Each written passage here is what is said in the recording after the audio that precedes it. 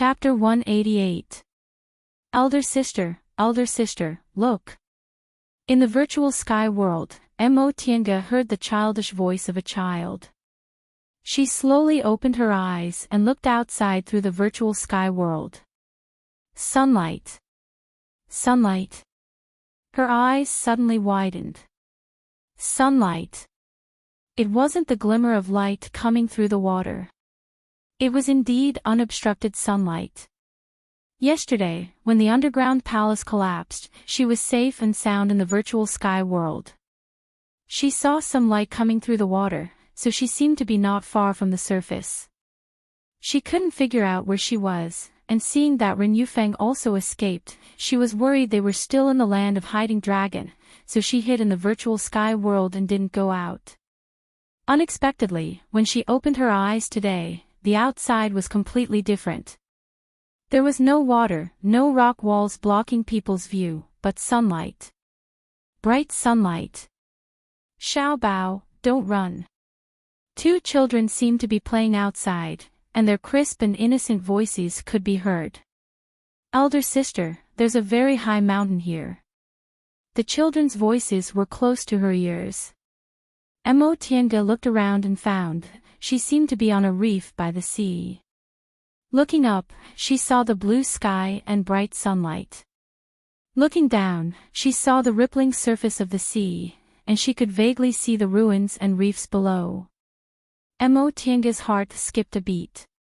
This definitely wasn't the land of hiding dragon, nor was it the northernmost sea, but below her was indeed the collapsed rocks of the underground palace. In other words, she and the underground palace had been moved elsewhere.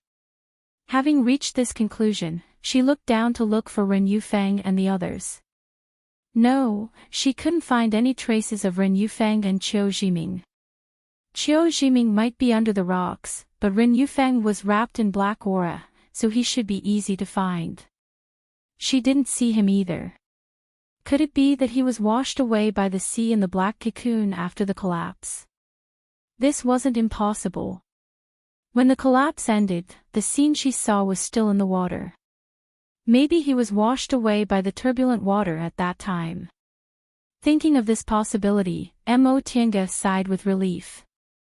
If that was the case, at least she could escape safely. Two children ran towards her. One was a naked boy about 4 or 5 years old, and the other was a girl about 7 or 8 years old. They were wearing dusty homespun clothes. Their skin was dirty, their cheeks were dry, and their hair was messy. Only their faces carried the innocence and kindness of children. Judging from their clothes, this place wasn't the extremely cold northernmost sea, but a relatively warm one. Mo Tienga smiled bitterly when she thought of this. She left West Kunwu, went away country in the heartland, then entered Ziwei's Immortal's cave in Jin country, then was transported to the northernmost glacier through the transporting formation. From the northernmost glacier, she inexplicably arrived at a new place. Just like that, she kept getting tossed around. The little boy raised his head and looked at the huge rock on the reef. He said to his sister, "Sister, look, the mountain." His sister curiously tilted her head and looked at it for a while before shaking her head. "This is not a mountain." "Why not a mountain?" The little boy's eyes widened. "Dad said that a mountain is a lot of rocks." "There are a lot of rocks here." The girl shook her head and said to her brother, "No, I went to see the mountain with Dad. The mountain is very high, and there are many trees and flowers growing on it." The little boy widened his big round eyes and looked at his big sister with a curious expression. "What are these?" This is a lot of stones," said the elder sister. "Sister." The little boy cheered when he saw something between the huge rocks. He ran over to pick up a snow-white object and raised his little hand. "Look, what's this?" The girl took the object from her brother's hand and looked at it curiously for a while before shaking her head. "I don't know." "Then let's take it back and ask Dad." "Oh, there's another one here." The girl also picked up a white hard object among the huge rocks. Emotienge could tell at a glance that it was a small toe bone of a dragon. Looking at the two children looking for dragon bones outside, she thought for a while, then touched the space between her eyebrows and came out of the virtual sky world. The fierce sea breeze blew on her sleeves. It was damp, but it wasn't cold. It seemed this place was very far from the northernmost glacier. Ah!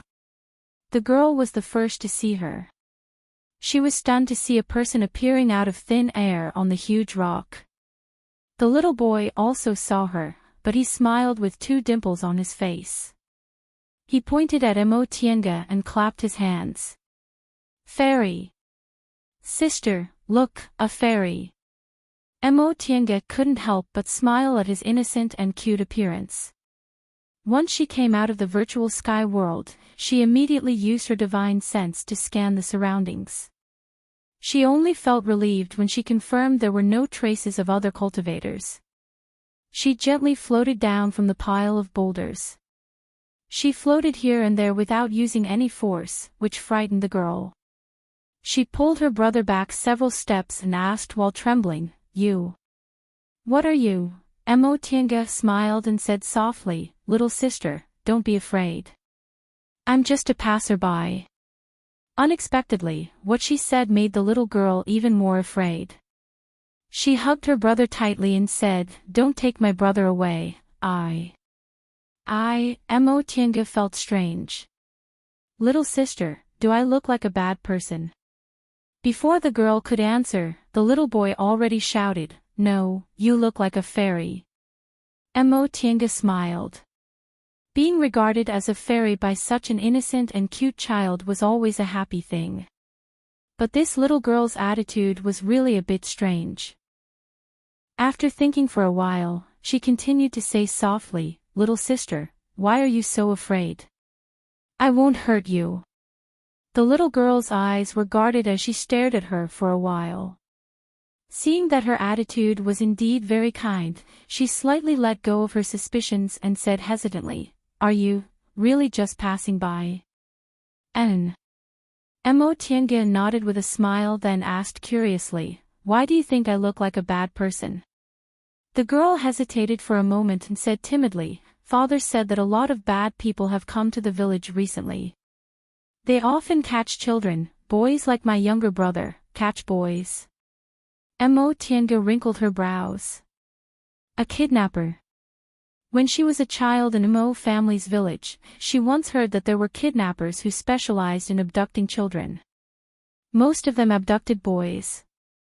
"Don't worry, I'm not a kidnapper," Emotienge said with a smile, trying to calm the girl's nervousness. "If you're worried, take me to see your father, okay?" The girl hesitated for a moment and nodded. "Okay, our village is over there. As long as I shout, the adults will come." Looking at the direction the girl was pointing, there was indeed a small house not too far away.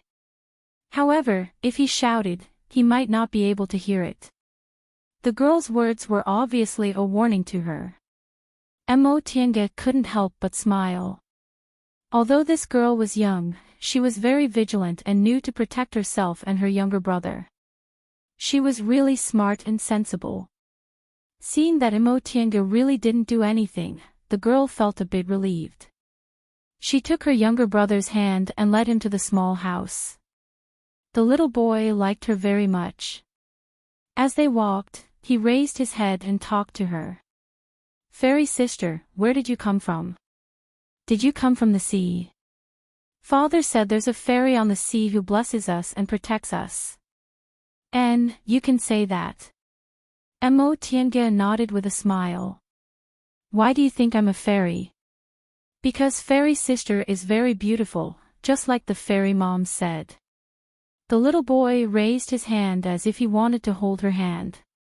The girl saw his movement and timidly looked at Emotienge's snow-white clothes.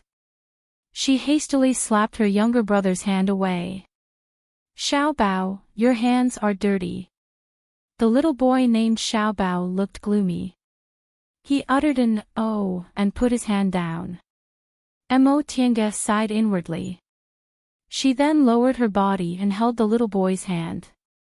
Don't worry, sister's clothes won't get dirty. Right now, she was wearing Xianqing School's Daoist robe, which was woven from Mount Taikong's cloud brocade.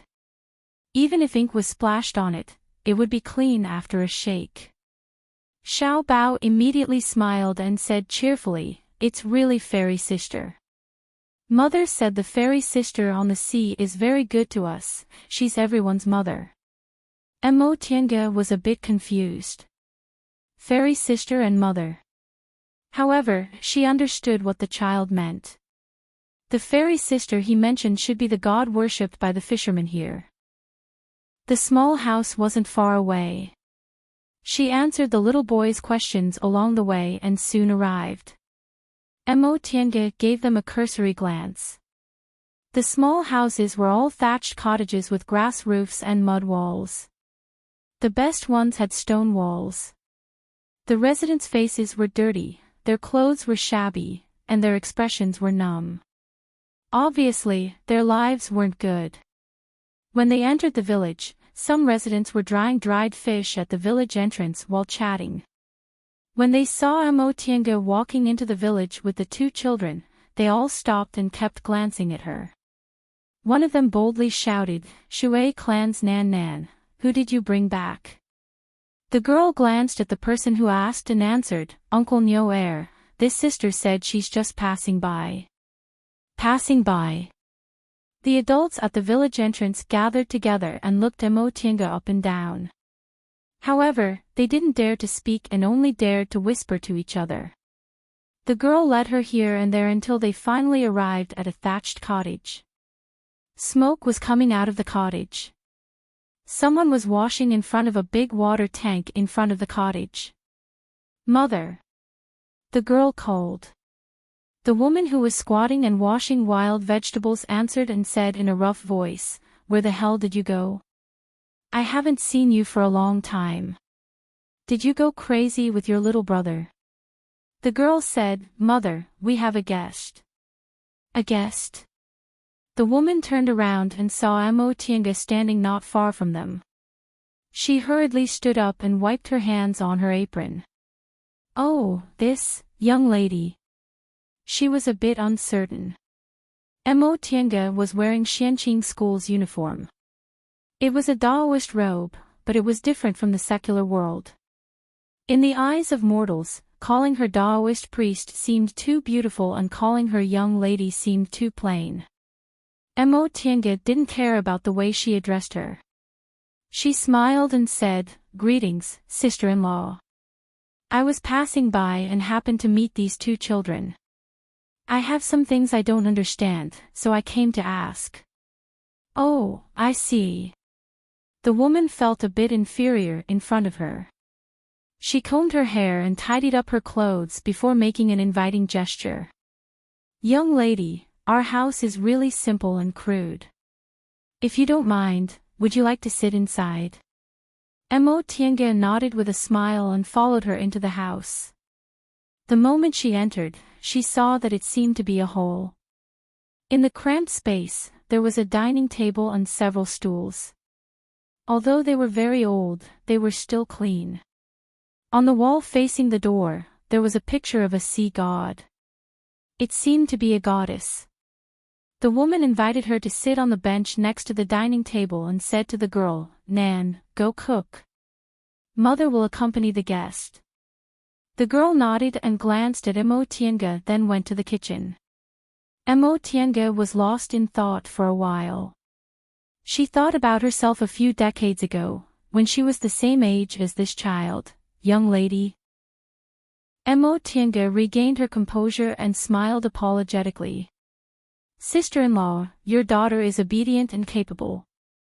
You're really blessed." The woman let out a sigh and waved her hand.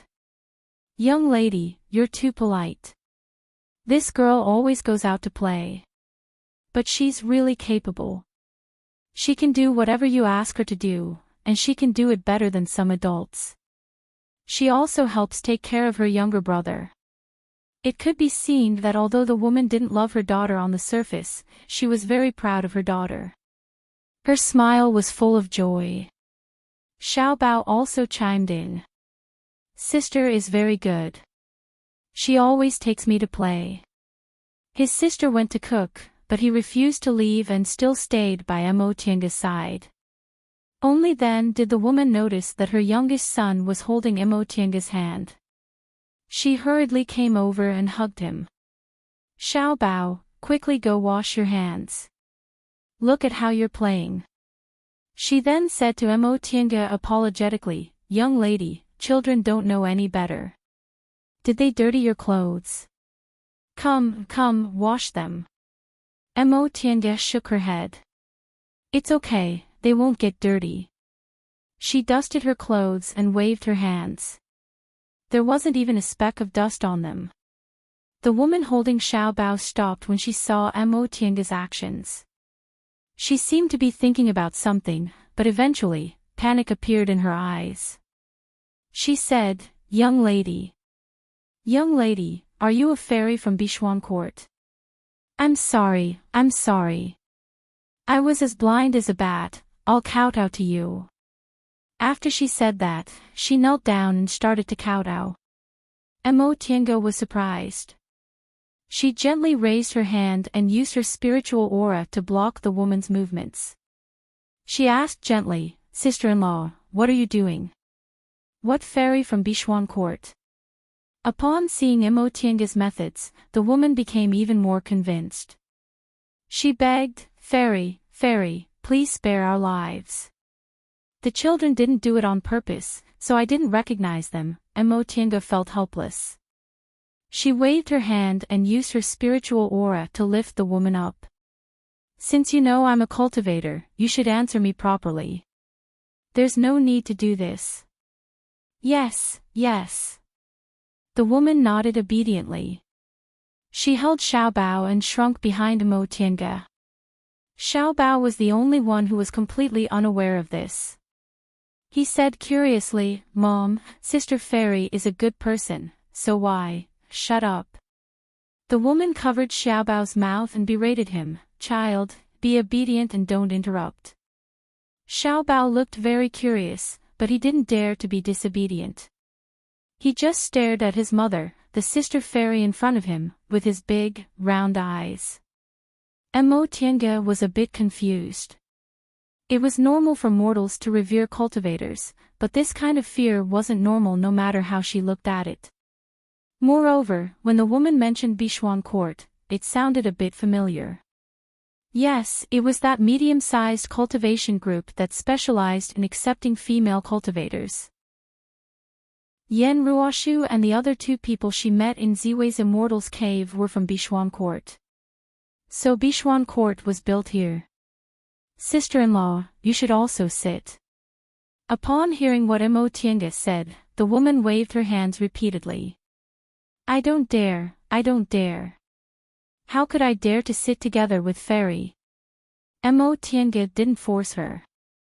She thought for a moment then asked, why are you so afraid of cultivators? You even said. Fairy of Bichuan Court. Is Bichuan Court here? Astonishment flashed across the woman's eyes. She thought for a moment then asked cautiously, Fairy. You're not from Bichuan Court? Mo Tianga shook her head. I'm just a cultivator passing by this place. I have nothing to do with Bichuan Court. Oh.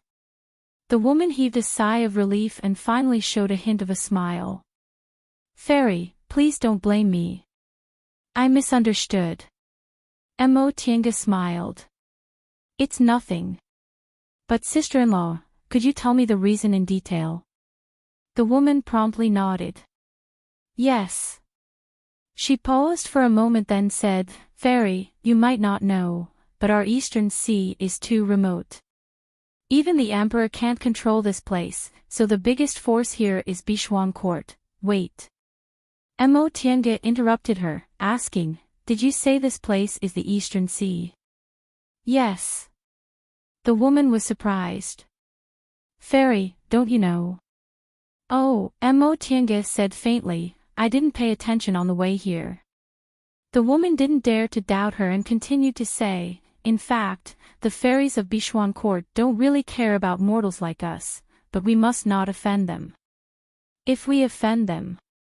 After a moment of hesitation, the woman changed the topic.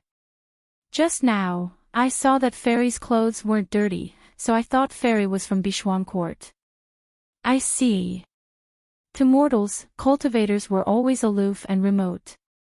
Since Bishuan Court was here, the mortals here naturally revered them the most.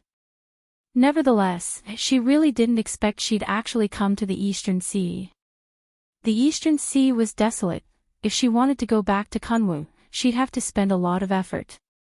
The most convenient way was naturally to borrow the road from Bishuan Court, but Mo Tiange didn't really want to get in touch with them. Thinking up to this point made her frown.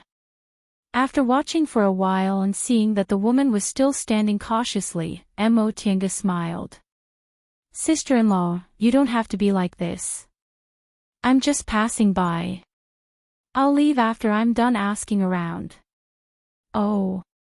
Although Mo Tiange didn't release her spiritual aura pressure, knowing she was a cultivator already made the woman's heart feel heavy.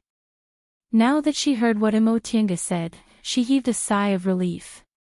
She then said politely, Fairy, if you still want to ask anything, just ask me. There's nothing I don't know about the villages in the vicinity. If Fairy wants to ask about Linhai Town, my husband also knows about it. He'll be back soon. Mo Tiange smiled. I already know this is the Eastern Sea, where Bishuan Court is located, so I don't have anything else to ask. There's only one thing I want to ask. Yesterday, were there any movements nearby? Movements? The woman was puzzled. She thought for a moment then said, when the tide rose yesterday, there seemed to be thunder. Is that what Fairy wants to ask? Thunder. Mo Tiange pondered for a moment. What else? Xiao Bao heard rumbling sounds yesterday. Today, when I went out to play with elder sister, I saw a mountain. Xiao Bao, who was in the woman's arms, interrupted. Oh. Mo Tiange was a bit interested in what this child said. Is it the mountain you saw me on? Xiao Bao nodded vigorously. There wasn't a mountain yesterday, but when I went out to play with elder sister today, I saw one. In fact, the mountain he was talking about was nothing but a pile of rocks. Xiao Bao stretched out his hand again. Fairy sister, look. This is what I found on the mountain. In his dirty little hand lay a pure white bone object. It was precisely the divine dragon bone he picked up. Mo Tiange looked at it then said to the woman with a smile, Sister-in-law, I happen to have something I want to ask you for help with. Upon hearing that she needed help, the woman promptly said, Fairy, please tell us what you need. Please go to the side of the mountain this child mentioned and help me pick up all these bones. Ha! The woman was dumbfounded. What kind of request is this? Mo Tiange took out a bag from her robe and put it on the table. For every bone you pick up, I'll give you a golden bead. She opened the bag, revealing a glittering golden bead the size of a finger. Chapter 189. Originally, Mo Tiange didn't intend to reveal her identity. She just wanted to use the gold, silver, and treasures of the secular world to let the fishermen here help her collect the dragon bones. She didn't expect this woman to be so astute and recognize her identity as a cultivator. However, the fishermen here revered cultivators so much, which made things easier. While revering them, she could also entice them with benefits so that they would work more diligently. Seeing this bag of gold beads, the woman's eyes widened. They lived in such poverty that the most they'd seen was some broken silver, which was already a lot of wealth. As for gold, they could only occasionally see it in the nearby towns.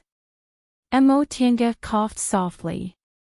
Sister-in-law, if you can give me all the bones, then all these gold beads will be yours. This bag of gold beads was a gift from Yi clan when she left. It was more convenient to have treasures when she traveled in the secular world, so Mo Tiange didn't stand on ceremony and accepted it. Right now, it was just right for these mortals to work for her. The woman regained her composure. For a moment, she didn't know how to answer. She was both happy and nervous. "Fairy, are you telling the truth?" Right after she said that, she slapped her own mouth. "Of course I'm telling the truth. I was being too talkative. But what kind of bones are you talking about? Where are they?" Mo Tiange smiled at Xiao Bao. "Xiao Bao, you know where they are, right?" Xiao Bao promptly nodded. And, Fairy Sister was talking about the mountain. As he spoke, his eyes widened with curiosity. "Fairy Sister, are these bones? Why are they different from the bones father told me about?" Mo Tiange smiled but didn't answer Xiaobao's question. She took out a bag from inside her robe, handed it to him, and said softly, "Xiaobao, take your mother to the mountain to collect bones. You can eat these fruits, okay?" These were the remaining bubble fruits. They tasted very sweet and were good for coaxing children.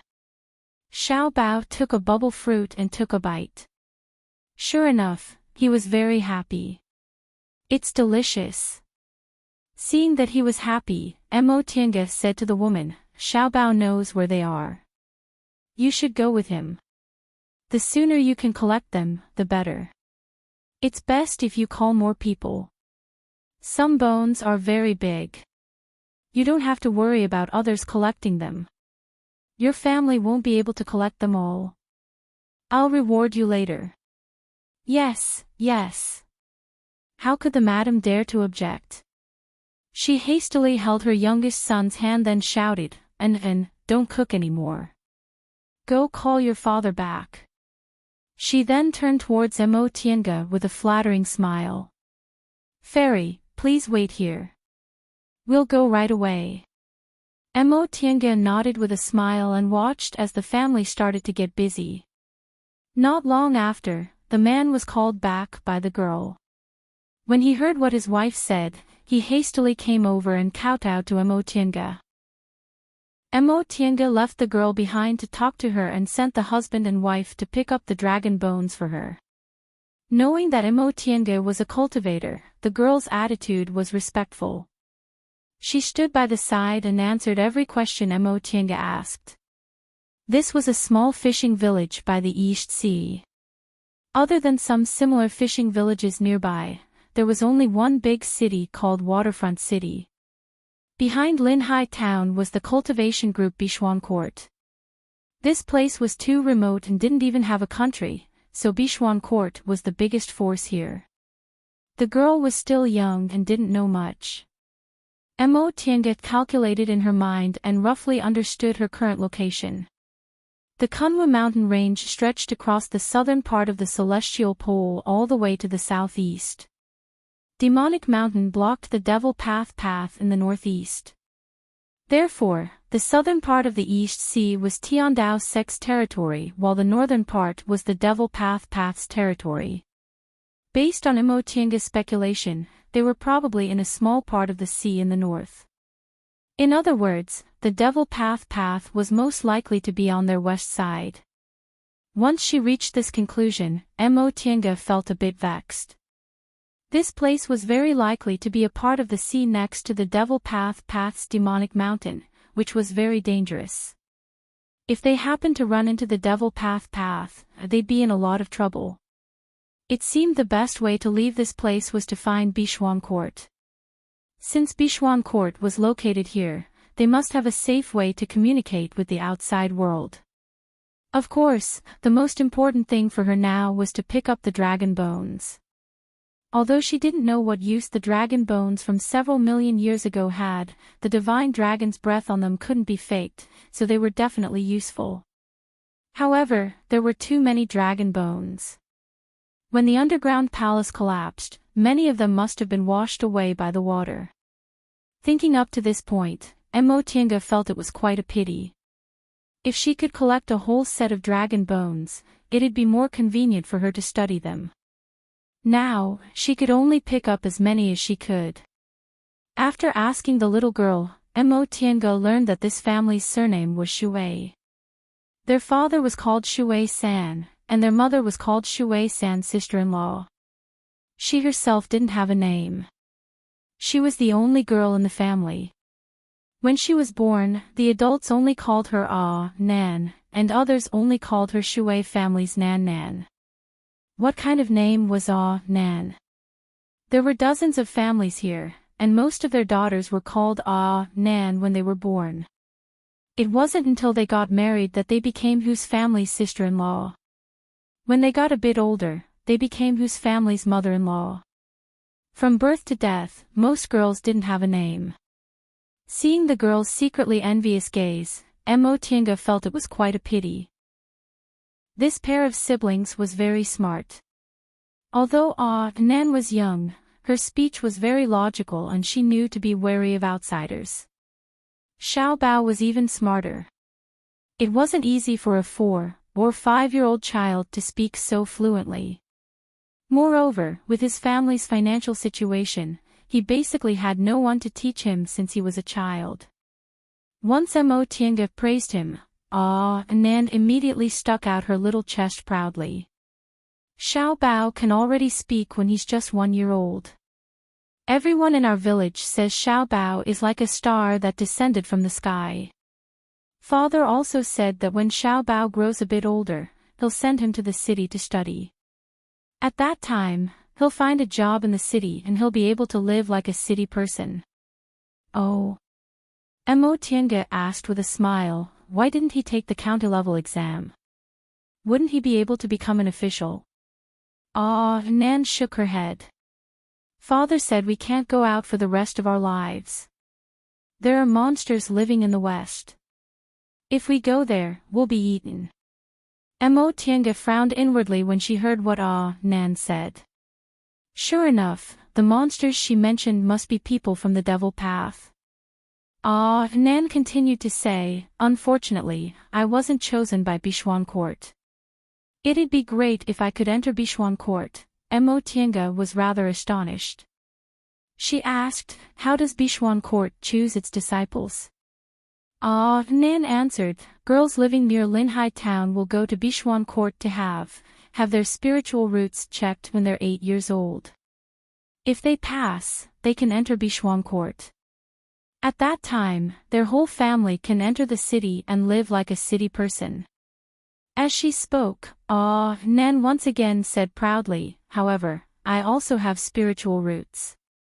The aunt who receives me at Bichuan Court said my spiritual roots are a bit lacking, so I can't enter Bichuan Court. Nevertheless, she's already recorded my name, so if they're short on maids, they'll call me over. You also have spiritual roots. Tiange was rather surprised. Among mortals, there weren't many people with spiritual roots, yet she happened to run into one. Nan nodded. Her face was slightly red. The aunt who receives me said I have 5 spiritual roots. Oh, I see. Tiange nodded. 5 spiritual roots weren't considered rare. In her memory, Bichuan Court was a small cultivation group about the same size as Yunwis sect. Now that she knew it was located on the coast of the Eastern Sea, a small place sandwiched between the Devil Path and the Eastern Sea, it probably wouldn't be a problem for them to accept someone with 5 spiritual roots as a maid. Unfortunately, although Nan's spiritual roots weren't obvious, she had a good temperament and was also smart. In addition, since Bichuan Court's influence in this area was so big, it'd be better for her to collect all the dragon bones and leave as soon as possible to avoid news of this being leaked. Divine dragon bones from 1,000,000 years ago, not to mention a small cultivation group like Bichuan Court, even the 7 great cultivation groups would be tempted by them. After some thought, Tiange changed the topic. Right. You girls with spiritual roots can enter Bichuan Court, but what about boys? Bichuan Court only accepts female disciples, right? Ah, Nan nodded. So boys can only be accepted as outer disciples by Bishwan court unless their spiritual roots are very good. I heard from the aunt who receives them that male disciples can only be considered real Bishwan court disciples after performing dual cultivation with a female disciple. Mo Tiange raised her eyebrows in astonishment. This Bishwan court was really an anomaly. Not only was it built in such a strange place, but it also had such strange rules. This place faced the devil path in the west, so mortals here couldn't leave this place their entire lives, so they could only enter Bishwan court. Unfortunately, Bishwan court was a cultivation group that only accepted women. Because of that, in Bishwan court, the status of men was far inferior to that of women. This was an anomaly in the entire celestial pole. Mo Tiange roughly understood the situation in the Eastern Sea from Nan. In the afternoon, the people who picked up the dragon bones came back one after another. The Shui couple was indeed obedient. They mobilized the whole village to either carry the dragon bones, and all the dragon bones were picked up. The biggest one was a leg bone that required 4 or 5 people to carry. Mo Tiange gave the golden bead to Nan. Whenever someone came with a dragon bone, she would give it to them. For a large leg bone like this one, she would give them a bit more. After the villagers obtained the golden bead, they were still unsatisfied, so they once again agreed to go to the beach to search. This search lasted until nightfall. Mo Tiange wasn't in a hurry. She asked the fisherman's family for an empty house and waited for 2 more days until they couldn't find any more dragon bones. Most of these dragon bones must have been washed away when the underground palace collapsed. She tried to piece them together, but she only managed to piece together a leg bone and some scattered bones. However, it would be fine as long as she collected all the dragon bones here. If the people of Bishwan court hadn't seen these dragon bones before, they wouldn't be suspicious even if they heard a strange cultivator was looking for some bones here. The fishermen here were also very happy to obtain her golden bead, especially the Shui couple. Mo Tiange gave them some more golden leaves, so they worked even harder. After collecting the dragon bones, Mo Tiange asked the Shui couple about some things about Bishwan court, then planned to leave. Sure enough, the Shui couple said that aside from the sea, they had no other way to communicate with the outside world. However, they only had a small boat, so going to the sea was very dangerous. Moreover, since ancient times, they'd never known where the sea led. Mo Tiange then asked how the people of Bishwan court left. The Shui couple didn't dare to talk nonsense, so they said that if she wanted to leave, she could go to Linhai town and ask around. Bishwan court had a shop there. Mo Tiange was quite flabbergasted. Bishwan court was the only cultivation group here, so why would they open a shop? After the Shui couple's explanation, she learned that although there was only one cultivation group here, there were many individual cultivators, especially male cultivators with low aptitudes. Since Bishwan court didn't accept them as disciples, they could only ponder the cultivation path on their own. After a long time, many small cultivation clans and individual cultivators appeared here. After staying in this fishing village for several days and dealing with the dragon bones, Mo Tiange decided to take a trip to Linhai town.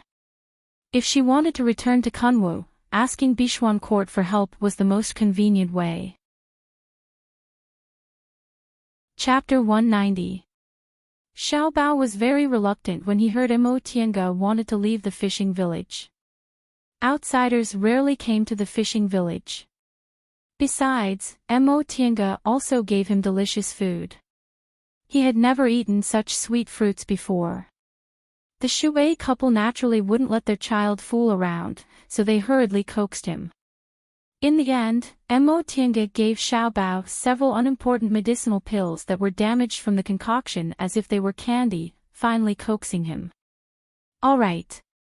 Mo Tiange glanced at the 4 members of the Shui family in front of her. Tell me, which direction should I go to Linhai town? Hearing the question, Shui San quickly replied, "Fairy, just head north. You'll reach Linhai City in about half a day's journey." For a foundation-building cultivator like her, half a day's journey for mortals would only take about 10 minutes. Mo Tiange nodded. "Thank you." Just as she was about to leave, Shui San hastily called out, "Fairy, fairy, please wait." Mo Tiange stopped, turned around, and asked, "What's the matter?" Although her attitude was calm, she was a cultivator after all, so she had to be imposing in front of mortals. Shui San subconsciously became a bit timid, so he only mustered up his courage after Shui San's wife bumped him on the back. "This lowly one has a request. I sincerely hope Fairy can agree to it." "Oh. What is it? Tell me." Seeing that Mo Tiange didn't refuse, Shui San was delighted. He turned to look at An and said, "Fairy, my family's An and also has spiritual roots, but the fairies of Bishuan Court said An's spiritual roots are a bit poor, so she can only enter the group when she has a quota. Our Shui family finally has a child with spiritual roots, so this lowly one is very anxious. If my family's An can." Shui San's wife saw Mo Tiange frowning slightly, so she immediately bumped her husband again and took over the topic with a smile. "Fairy, my husband can't explain it clearly, so I'll just say it directly. My family's An said that if she learns the law of immortality, she'll be chosen first next time. You can buy it in the Law of Immortality City, but what do you need to buy it? Spirit stones. How could I have that? These past few days, I helped Fairy do a few things, so Fairy gave us a lot of gold. We shouldn't have asked for too much, but... You want the Immortal technique, don't you?" Mo Tiange interrupted her. The woman nodded and added, "Fairy, we won't take your gold. We just want you to give us an immortal spell. If it's not enough, you can take whatever you like." How could a mere mortal fisherman have what he wanted? When Mo Tiange saw An staring at her nervously from the side, she raised her hand and stopped the madam's long-winded speech. "All right, I understand." She took out several jade slips from her Qianquan bag. After thinking for a moment, she put the jade slips back and took out a book. An was still a mortal and couldn't use her divine sense. "Gold is of no use to me. And can be considered to be fated with me, so I'll give this cultivation technique to you." An took the thin book. She was so excited that her face turned red. The Shui couple even pulled her to kowtow. "Thank you, Fairy. Thank you, Fairy." Mo Tiange waved her hand and didn't say anything else. With a shake of her sleeves, she flew up with the wind. Shui San's family, as well as all the villagers of this unknown fishing village, were attracted by this scene. Mo Tiange saw An's eyes full of hope and envy when she raised her head. She gave her a smile, then turned into a flight light and disappeared into the horizon. A beginner's cultivation technique was as easy as lifting a finger for her, but it was extremely difficult for this little girl who hoped to walk on the path to immortality. Mo Tiange didn't mind doing good occasionally. It could even be said that because she was born a mortal, she was kinder to mortals than to cultivators. However, whether she could really walk on the path to immortality depended on herself.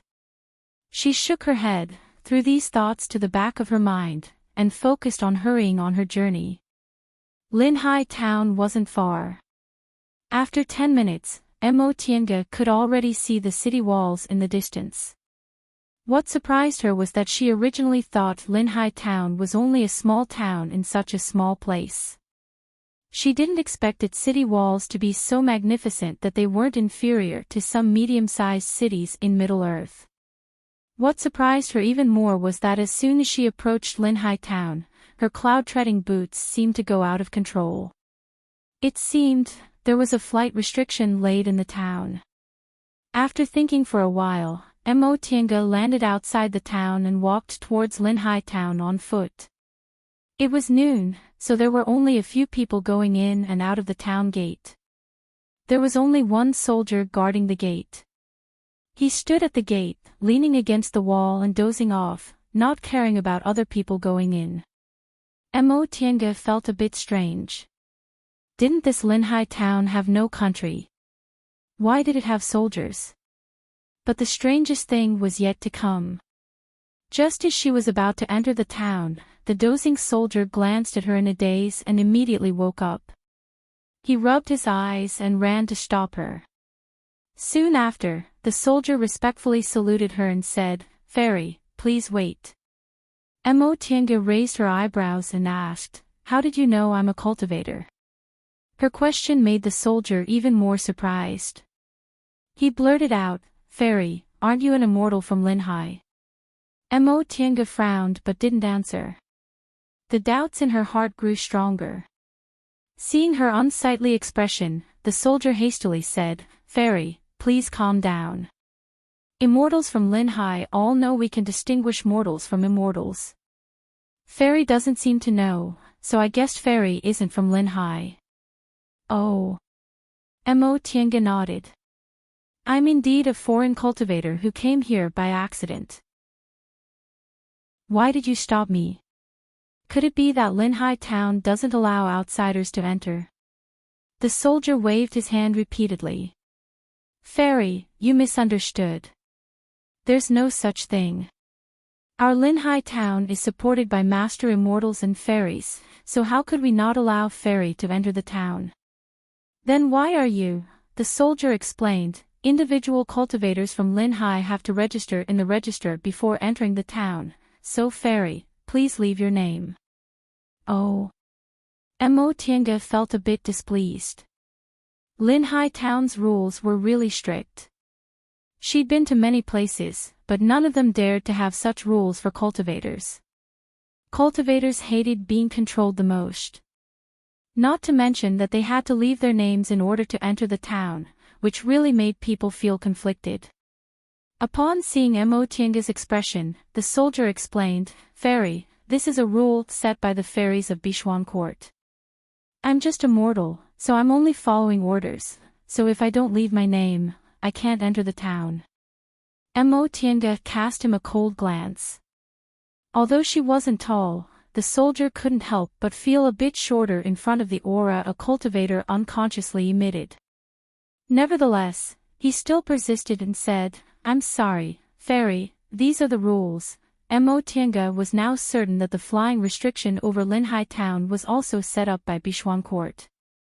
Apparently, Bishuan Court's influence in this area of the sea was extraordinary.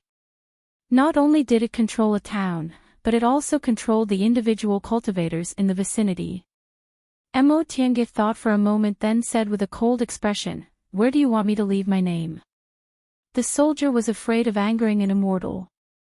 Although he was working for Bishuan Court, an immortal like him couldn't afford to offend any immortal. Upon hearing what Mo Tiange said, he was delighted. He took a register from the side and handed it to her. "Fairy, please leave your name here." Mo Tiange flipped open the thick register. She saw many names written on it, and she clearly remembered when they entered and when they left. Without pausing, she took the pen the soldier handed her and wrote down the 3 words, "Yi Xiao Tian," in the blank space. She then threw the pen back and said, "Is this okay?" The soldier nodded repeatedly. "It's okay, it's okay. Fairy, please come in." Mo Tiange didn't say anything more and walked into the town. After she entered the town, the soldier carefully recorded her name, Yi Xiao Tian, female, cultivation level unknown, entered the town at noon on the 20th of August. Mo Tiange felt quite unhappy. She originally had a bad impression of Bishuan Court because of the 3 female Bishuan Court disciples she met in Ziwei's Immortal's cave, but now, her impression of Bishuan Court was even worse. Although Bishuan Court was the only cultivation group here, controlling other cultivators like this was really too overbearing. In Kunwu, not to mention a small cultivation group like Bishuan Court, even big cultivation groups like Tiandao Sect and Xianqing School never asked people to register their names in the towns at the foot of the mountain. Even in some private towns, the most they'd do was ask about someone's background and issue them an identification card. They'd never allow a mortal to record the comings and goings of cultivators like this. However, the fact that Bishuan Court dared to do this showed that they were very powerful. If she was in Kunwu, she wouldn't have to enter the town, but here, this was the only big town. If she didn't want to have a falling out with Bishuan Court, she could only register her name. Mo Tiange helplessly made this choice and entered the town. In any case, her name was fake and Yi Xiaotian didn't have any reputation, so it didn't matter if she told others. However, this matter gave her an idea. Bishuan Court was so overbearing. What if she cut off her path of retreat when she asked them for a passage? She was alone now. No matter how bad Bishuan Court was, they still had several core formation cultivators. That being the case, she might as well make some inquiries and ask others about Bishuan Court's situation in the Eastern Sea. After making up her mind, Mo Tiange observed the situation in Linhai town. If she didn't know about it in advance, she really wouldn't have expected Linhai town to be in such a desolate place like the coast of the Eastern Sea. The wide streets and the numerous buildings weren't any worse than those in the Middle Territory. However, the residents here were still somewhat different. For example, most of them were dressed like fishermen. Even the customers sitting in the restaurants on the street wore very ordinary clothes. Presumably, this place didn't have many products, so there were no gorgeous brocades. Mo Tiange pondered for a moment, then turned into an extraordinarily lively restaurant and walked directly to the shopkeeper. Just as she was about to speak, the shopkeeper raised his head and immediately showed a respectful expression. "Fairy, please come in, please come in." Mo Tiange was rather puzzled. Forget about the soldiers guarding the gate.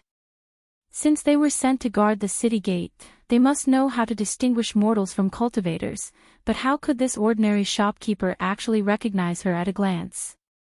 "Shopkeeper." Mo Tiange didn't move. "How did you recognize that I'm a cultivator?" The shopkeeper looked surprised. "Fairy, aren't you a local?" "N." The fat shopkeeper rubbed his hands and explained with a smile, "Immortals in Linhai all live together with us mortals. After a long time, we can recognize you at a glance. Fairy's bearing is calm and graceful like a fairy, you must be an immortal without a doubt." "Oh, I see." Mo Tiange nodded. "I'm indeed not a local." "Oh. It's rare to see immortals from other places." "Fairy, whatever you eat or drink today, it's all free of charge." Mo Tiange shook her head lightly. "I didn't come to eat or drink, I just wanted to inquire about some information from the shopkeeper." Chapter 191. Once she left the restaurant, Mo Tiange already had a destination in mind. She walked straight along the main street. After walking for a short distance, she saw a very luxurious blue cloud building in the center of the city. As soon as she entered the restaurant, a waiter immediately came to greet her with a big smile. "Fairy, please go upstairs, please go upstairs." Mo Tiange nodded and followed the waiter all the way to the third floor. As soon as she reached the third floor, she immediately felt several gazes on her. She discreetly sized up her surroundings. Compared to the first floor, the third floor was less luxurious, but it was more elegant. There were about 5 or 6 mahogany tables in the spacious space. Each table was separated by flowers and trees, looking extremely elegant. There were already 3 tables occupied by guests. All of them were male cultivators, and their cultivation levels were all in the aura refining realm. Mo Tiange thought to herself that Bishuan Court was, after all, a small or medium-sized cultivation group.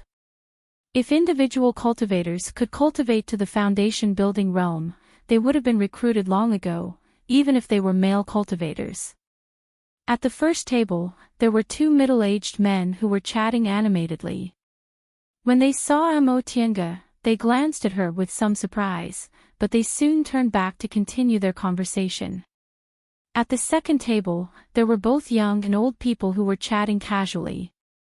Upon seeing her, several people stared at her as if they were trying to guess her origin. At the third table, there were three young people chatting loudly. They seemed to be the children of some cultivation clans. They weren't as down and out as individual cultivators. "Fairy, this way please." The waiter led Amotienga to an empty table and swiftly served her tea. He asked, "Fairy, what would you like to order?" Amotienga muttered to herself for a moment, then said, "Some refreshments will be fine." "Yes, yes," the waiter said repeatedly. "Please wait a moment, Fairy. It'll be served soon." After the waiter went downstairs, Amotienga picked up the teacup and took a leisurely sip. The manager of the small restaurant told her that in Linhai town, most cultivators and mortals lived together. Mortals were very respectful to cultivators, so cultivators enjoyed a lot of power here. In Linhai town, mortals treated both Bishuan court disciples and individual cultivators with extreme respect. There were even some facilities specially prepared for cultivators, such as the third floor of the Azure Cloud restaurant. This was the biggest restaurant in Linhai town. Reportedly, the boss had a very good relationship with the fairies of Bishuan court. The third floor of the Azure Cloud restaurant was only open to cultivators. Any cultivator, even if they were only in the first layer of the aura refining realm, could eat and drink here for free. Therefore, no matter if it was the disciples of the sects, clans, or independent cultivators in the vicinity of Waterfront City, they would all come to the Azure Cloud brothel when they had nothing to do and exchange some news. After inquiring about these things, Amotienga didn't say anything else and came to this place. The reason why he didn't ask the shopkeeper directly was because the shopkeeper was, after all, a mortal. Some things were more reliable to hear from the mouth of a cultivator. As she sat there, she had already sized up all the people at the three tables. She had the spirit concealing pendant with her, so she deliberately suppressed her cultivation level to make others feel that she was still in the aura refining realm, but they couldn't see through her. Among the 8 or 9 cultivators here, the strongest one was only in the 6th layer of the aura refining realm, so they didn't notice anything strange at all. Not long after the waiter went downstairs, the 3 young men at the third table looked at each other. One of them got up and walked over to her. "Fellow Daoist, I'm Wei Ziming. Nice to meet you." Amotienga pretended to have just noticed him and stood up to greet him. "I'm Yi Xiaotian. Nice to meet you, fellow Daoist Wei." Seeing that she returned his greeting, a hint of joy flashed across Wei Ziming's eyes. He greeted her again. "So it's Miss Yi." Just now, he called her fellow Daoist, but now he called her Mississippi. Amotienga smiled without batting an eyelid. "Fellow Daoist Wei is too polite. Is there something I can help you with?" "Oh, it's like this." Seeing that her attitude was kind, Wei Ziming also smiled from ear to ear. "I wonder if Miss is alone. If you are, it's fate that we met. How about we talk about the path of immortality together?" Amotienga was sitting there because she was waiting for someone to take the initiative to talk to her. Now that she heard Wei Ziming's words, she thought for a moment, then smiled and said, "How can I refuse fellow Daoist Wei's kindness? I'm also bored sitting here by myself, so I'll accept your invitation." Wei Ziming was overjoyed. "Miss, please come over here." He then shouted, "Waiter." Thump, thump, thump, sounds of footsteps could be heard from the stairway. A waiter immediately ran up with Amotienga's tea and pastries in his hands. Wei Ziming waved his hand and said, "Take our table away and bring another good one." The waiter's gaze shifted. He understood what Amotienga meant, so he immediately nodded and bowed. "Yes, yes." He then put the tea and pastries aside, tidied up the three people's table, and went downstairs. Since the third floor was specially set up for cultivators, the waiter's attitude was naturally attentive. Soon, several other people came up and once again served hot dishes, wine, and delicacies. Cultivators in the 10th layer of the aura refining realm and above would gradually lose their sense of worldly affairs. These people were all below the 10th layer of the aura refining realm, so they naturally ate and drank like mortals. "Miss Yi, please." Wei Ziming smiled. The two young cultivators sitting at the same table with him also stood up with a kind attitude. Mo Tiange raised her hand to greet these people before sitting down. As soon as she sat down, Wei Ziming eagerly poured wine for her. "Miss Yi, let me introduce you. These are my two good friends, Huang Jifeng and Yu Yang." Mo Tiange raised her head to look at the two of them. Wei Ziming had the demeanor of a distinguished young master. Huang Jifeng's demeanor was slightly inferior to his, but he was a bit more handsome. Yu Yang, on the other hand, was very shy and seemed to be the youngest among them. He seemed to be less than 20 years old. Among the three of them, the one with the highest cultivation level was Wei Ziming, who was in the 5th layer of the aura refining realm. The other two were both in the 4th layer. Mo Tiange inwardly speculated that these three people were undoubtedly the children of cultivation clans. She was quite experienced now, so she usually wouldn't make a mistake. "I'm Yi Xiaotian. Greetings to the two fellow Taoists." She politely raised her hand to greet them. Her attitude seemed to make the two people feel somewhat flattered. They hastily returned her greeting while repeatedly saying they didn't dare. Mo Tiange felt a bit strange. Even if her cultivation level was higher than theirs, she only suppressed it to around the 7th layer of the aura refining realm, so they didn't need to greet her like this. After the four people finished greeting each other, Wei Ziming raised his cup and said with a smile, "May I know which fairy of Bishuan Court is Miss Ye's disciple?" Mo Tiange smiled then said faintly, "I'm not a disciple of Bishuan Court." "Ha!" The moment she said that, the three of them were stunned. Wei Ziming blinked as if he didn't quite believe her. He then asked with a slight stutter, "Miss, you have this kind of cultivation level, but why aren't you a disciple of Bishuan Court?" Mo Tiange smiled and said, "To be honest, I'm an individual cultivator from Kunwu. I came here by accident, but I don't know how to leave." As she said that, Mo Tiange secretly paid attention to their reactions.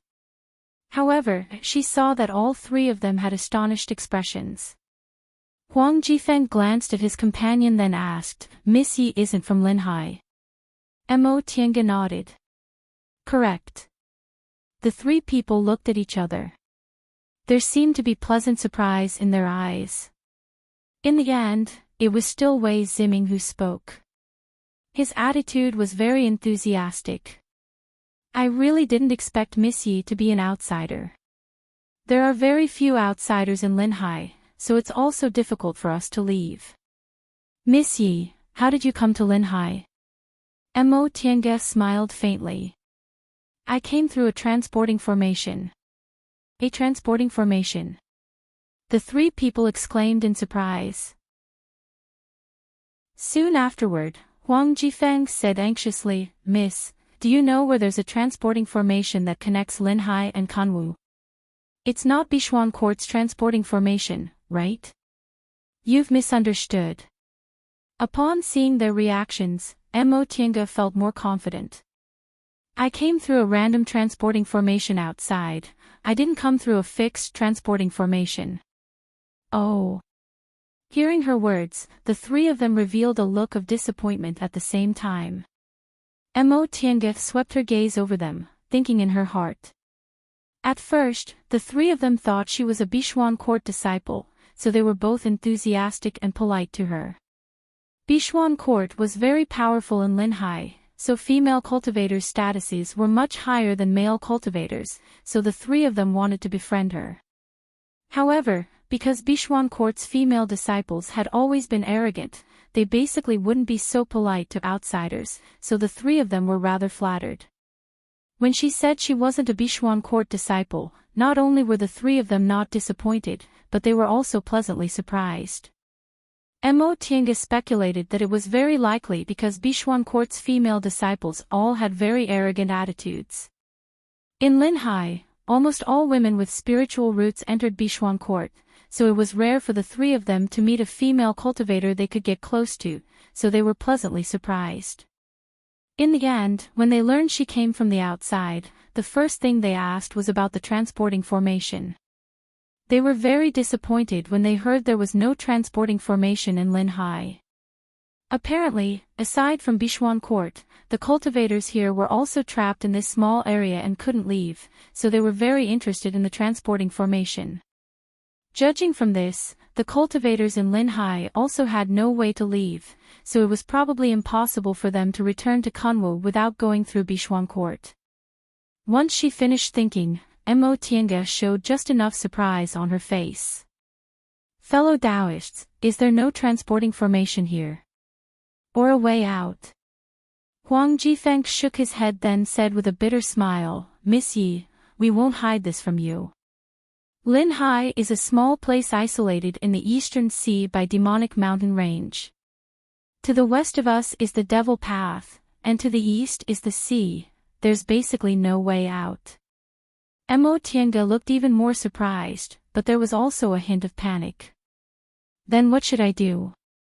I still have to go back to Kunwu. Yu Yang, who'd been silent all this while, finally spoke. Miss Yi, you don't need to worry. If you were a male cultivator, it would indeed be difficult, but you're a woman, so you can ask Bichuan court for help. Mo Tiange looked puzzled. Fellow Taoist Yu, what do you mean? Does Bichuan court have a transporting formation to leave? Wei Ziming took over the conversation, but instead of answering, he asked, Fellow Taoist Yi, do you know anything about the cultivation world in Linhai? Mo Tiange nodded. After I arrived here, I asked around, so I know a bit about it. Wei Ziming continued to say, Bichuan court is the only cultivation group in Linhai, and it's also a cultivation group for female cultivators.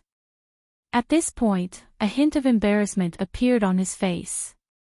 Therefore, the status of female cultivators is slightly higher than that of male cultivators.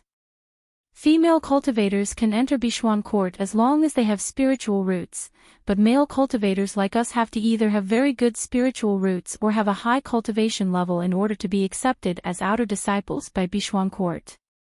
Moreover, only after performing dual cultivation with a female disciple can they be considered real Bichuan court disciples. The same goes for cultivators from outside Linhai. In recent years, although there were very few foreign cultivators, they'd occasionally come across foreign cultivators. If they were female cultivators, they'd either be recruited by Bichuan court or they'd pay a certain price for Bichuan court to send them out of Linhai. Male cultivators, on the other hand, weren't so lucky. If they wanted to leave, they'd have to pay an even bigger price. Therefore, Miss Yi, you can ask Bichuan court for help. Maybe they'll be willing to let you go. Mo Tiange was silent for a while before she nodded. I see. Thank you, fellow Taoists, for telling me. Huang Jifeng hesitated for a moment then asked, Miss Yi, your cultivation level is higher than ours, so presumably, Bichuan court will definitely recruit you. If you're only an individual cultivator in Kunwu, it'd be better for you to join Bichuan court. Bichuan court is a cultivation group for female cultivators, so they take great care of their female disciples. If you join Bichuan court, you might even have a chance to build your foundation. Mo Tiange looked embarrassed. But I want to go back to Kunwu, Wei Ziming said. Miss Yi, if you don't want to join Bichuan court and want to go back to Kunwu, I have to remind you first. At this point, he paused for a moment to confirm there was a sound-insulating barrier around them before he continued to say, Bichuan court is very powerful in Linhai, they always mean what they say. If they really recruit you and you don't agree, it won't be good for you if you provoke them. Wei Ziming spoke very tactfully, but Mo Tiange could hear the warning in his words. Apparently, her previous guess was right. Bishuan Court wasn't only powerful, but it was also very overbearing. They couldn't be offended easily. She thought for a moment, then said with a smile, "Thank you for reminding me, fellow Taoists." Are all fellow Taoists local cultivators? Could it be that you've never gone out? Huang Jifeng smiled bitterly. To be honest, miss, we're all from small local cultivation clans.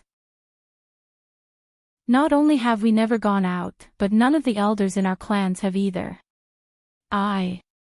It's all because of Linhai's special terrain that most of us Linhai cultivators have never gone out in our entire lives. But what can we do? Only Bishuan Court has a way to go out, but they're also unwilling to open the transporting formation. Wei Ziming sighed and said, "Our biggest wish is to cultivate to the 10th layer of the aura refining realm, enter Bishuan Court, successfully build our foundation, and perform dual cultivation with Bishuan Court's female disciples. That's the only way we'll have a chance to go out." Yu Yang said with a yearning expression, "I heard from my father that an ancestor of our Yu clan once left Linhai. When he came back, he told the younger generation that the outside world is very big. Kunwu alone has a whole mountain range that's tens of thousands of miles wide. Ore refining cultivators like us have to walk for more than half a year to reach it from the east to the west. There are also many cultivation groups outside. My ancestor said there are more male cultivators among the high-level cultivators in the outside world, while female cultivators." At this point, Yu Yang stopped and cast a somewhat embarrassed glance at Mo Tiange. "Miss Yi, please don't mind me. I was just speaking thoughtlessly." Mo Tiange smiled. "It's nothing. What fellow Taoist you said is the truth. In Kunwu, there are indeed more male cultivators among the high-level cultivators." Seeing as she didn't mind, Yu Yang smiled gratefully, then asked curiously, "Miss Yi, you came from Kunwu. Can you tell us something about the outside world?" "Oh, this. What do fellow Taoists want to hear?" Upon hearing that she was willing to talk about the outside world, the three people's eyes brightened. Wei Ziming asked, "Miss Yi, how big is Kunwu? Are there really a lot of cultivation groups? How many are the biggest? Are there a lot of nascent soul cultivators?" This Wei Ziming was really impatient. He immediately asked a series of questions. Mo Tiange smiled and said, "Don't worry, fellow Taoist Wei. Let me think. I also don't know how big Kunwu is. Based on the walking distance of a foundation building cultivator, it would take them about a month to fly from east to west. As for aura refining cultivators, just like fellow Taoist you said, it would indeed take them more than half a year. Based on this, it's at least several tens of thousands of miles, maybe even more. There are probably several hundred cultivation groups in Kunwu, but most of them are small cultivation groups. The entire cultivation group might only have several hundred people, and the highest cultivation level among them is only in the foundation building realm. Big cultivation groups, on the other hand, have several thousand aura refining disciples, more than 100 foundation building disciples, and several nascent soul cultivators. Wow! So many people. Yu Yang exclaimed, "Bishuan Court only has about 1,000 disciples, and there are only a few dozen foundation building cultivators. Is that so?" Mo Tiange took this opportunity to ask, "Then does Bishuan Court have any core formation cultivators?" Yu Yang nodded. Bishuan Court currently has 3 core formation cultivators. Oh, if that's the case, they'd be considered a medium or small cultivation group in Kunwu. 3 core formation cultivators wasn't considered much in Kunwu. Back then, Yunwu's sect also had 7 or 8 core formation cultivators, but Yunwu's sect was only a medium cultivation group. For a medium cultivation group like this, if they had nascent soul cultivators, they could develop into a big cultivation group. If they didn't, they could only maintain the structure of a medium cultivation group. Upon hearing her understatement, Wei Ziming and the others said in amazement, Bishuan Court isn't considered a big cultivation group in Kanwu. Then what are Kanwu's big cultivation groups like? Do they only count if they have nascent soul cultivators? Mo Tiange nodded. Correct. Not to mention big cultivation groups, even some medium cultivation groups with great influence in Kanwu all have nascent soul cultivators. I reckon there are about 50 to 60 nascent soul cultivators in all of Kanwu, and most of them are in the 7 big cultivation groups. The 7 big cultivation groups. Huang Jifeng said, I've heard that 6 of the 7 big cultivation groups in the celestial pole are in Kanwu. They're very powerful, and there are also many nascent soul cultivators in their groups. Mo Tiange shook her head and said with a smile, how could there be many nascent soul cultivators? Reaching the nascent soul realm isn't that easy. Tiandao sect, which is known as the #1 cultivation group in the celestial pole, only has 7 nascent soul cultivators, and that's only when they were at their peak. 7 nascent soul cultivators. The 3 of them showed expressions of yearning. For them, nascent soul cultivators only existed in legends. It had been many years since a nascent soul cultivator appeared in Bishuan Court. It was said that aside from the founder of the group, there was only one nascent soul cultivator 1,000 years ago. After that person passed away, no one else was able to advance to the nascent soul realm, and there weren't many core formation cultivators either. Miss Yi, can you tell us more about the 7 big cultivation groups? If their previous attitude was polite, then right now, it already carried a hint of closeness and flattery. Although the 3 of them were children of cultivation clans and Mo Tiange claimed to be an individual cultivator, they lived in Linhai while she came from Kanwu, so she had seen much more of the world than them. Mo Tiange smiled. Of course, it's nothing. The 7 big cultivation groups in the celestial pole are Tiandao sect, Xianqing school, Gujian sect, Jingfa sect, Biyun sect, Lingshou school, and Danding school. Among them, Jingfa sect is located in the northernmost glaciers and has only one branch in Kanwu. Tiandao sect is known as the #1 cultivation group in the celestial pole and has the largest number of disciples, about 6,000 to 7,000 aura refining disciples.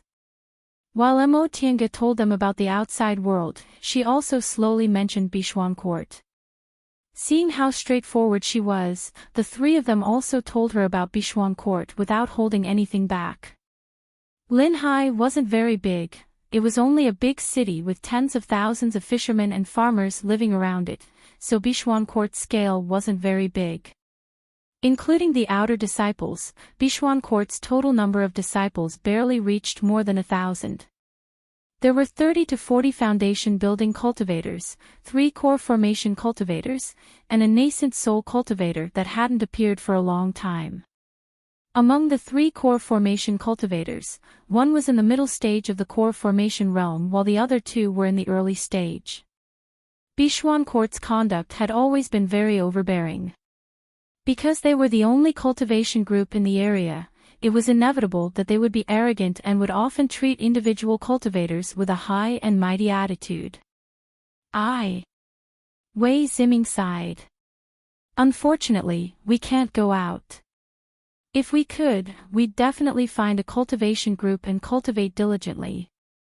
How could we possibly be bullied by a group of women? Mo Tiange looked up at him. Fellow Daoist Wei, do you think you're being bullied by women? Realizing he said something wrong, Wei Ziming promptly smiled and said, Miss Yi, please don't misunderstand.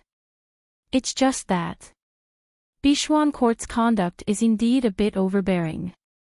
Usually, their words are the law in Linhai, so I'm just a bit. Mo Tiange smiled and said faintly, so what if Bishuan Court isn't a cultivation group for women? As long as it's powerful, it's inevitable that it'll be overbearing. Women aren't the only ones. Yes, Miss Yi is right. Wei Ziming smiled apologetically. I misspoke. Mo Tiange waved her hand. It's nothing. She paused for a moment then sighed. Not to mention anything else, the founder of Bishuan Court is really amazing. Women in cultivation are always trapped by their emotions and aren't decisive enough. It's already very rare for this founder to be able to establish such a foundation here. These were her heartfelt words. There were also cultivation groups for women in Kunwu, but none of them were as powerful as Bishuan Court. Most of them were just small cultivation groups under the control of others. Bishuan Court dominated the area. Although this was due to the terrain, it wasn't easy for them to establish such a cultivation group. That's true. Huang Jifeng's eyes shone with admiration. Although we don't like Bishuan Court's way of doing things, no one in Linhai City is dissatisfied with the founder of Bishuan Court. Not only Huang Jifeng, but even Yu Yang also nodded. Brother Huang is right. The founder of Bishuan Court is the beacon and idol in the hearts of cultivators in Linhai City. Oh. Mo Tiange was quite interested.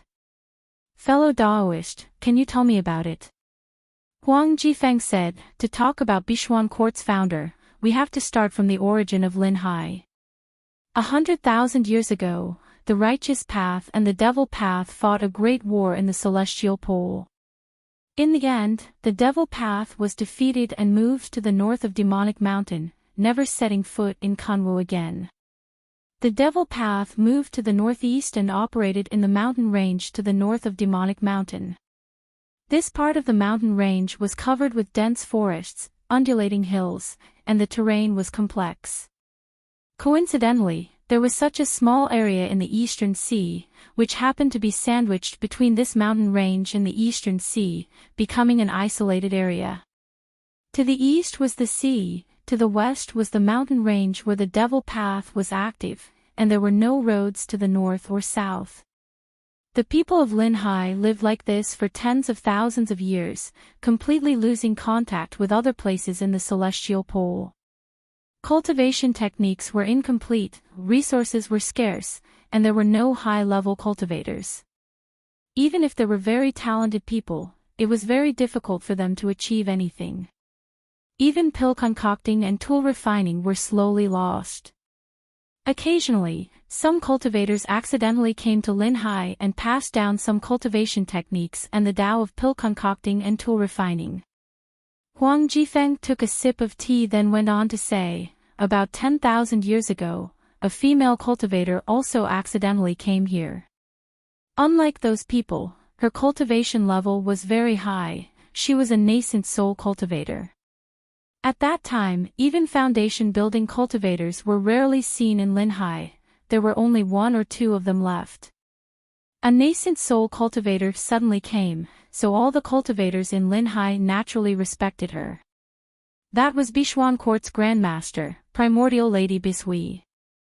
We said Primordial Lady Bishui was amazing not because she established Bishuan Court here. With her identity as a nascent soul cultivator, it was too easy for her to establish a cultivation group here. What was amazing about her was that not only did she establish a cultivation group, but she also established Linhai Town and even built a transporting formation, allowing us people in Linhai to finally go to other places in the celestial pole through the transporting formation. Correct. Wei Ziming nodded.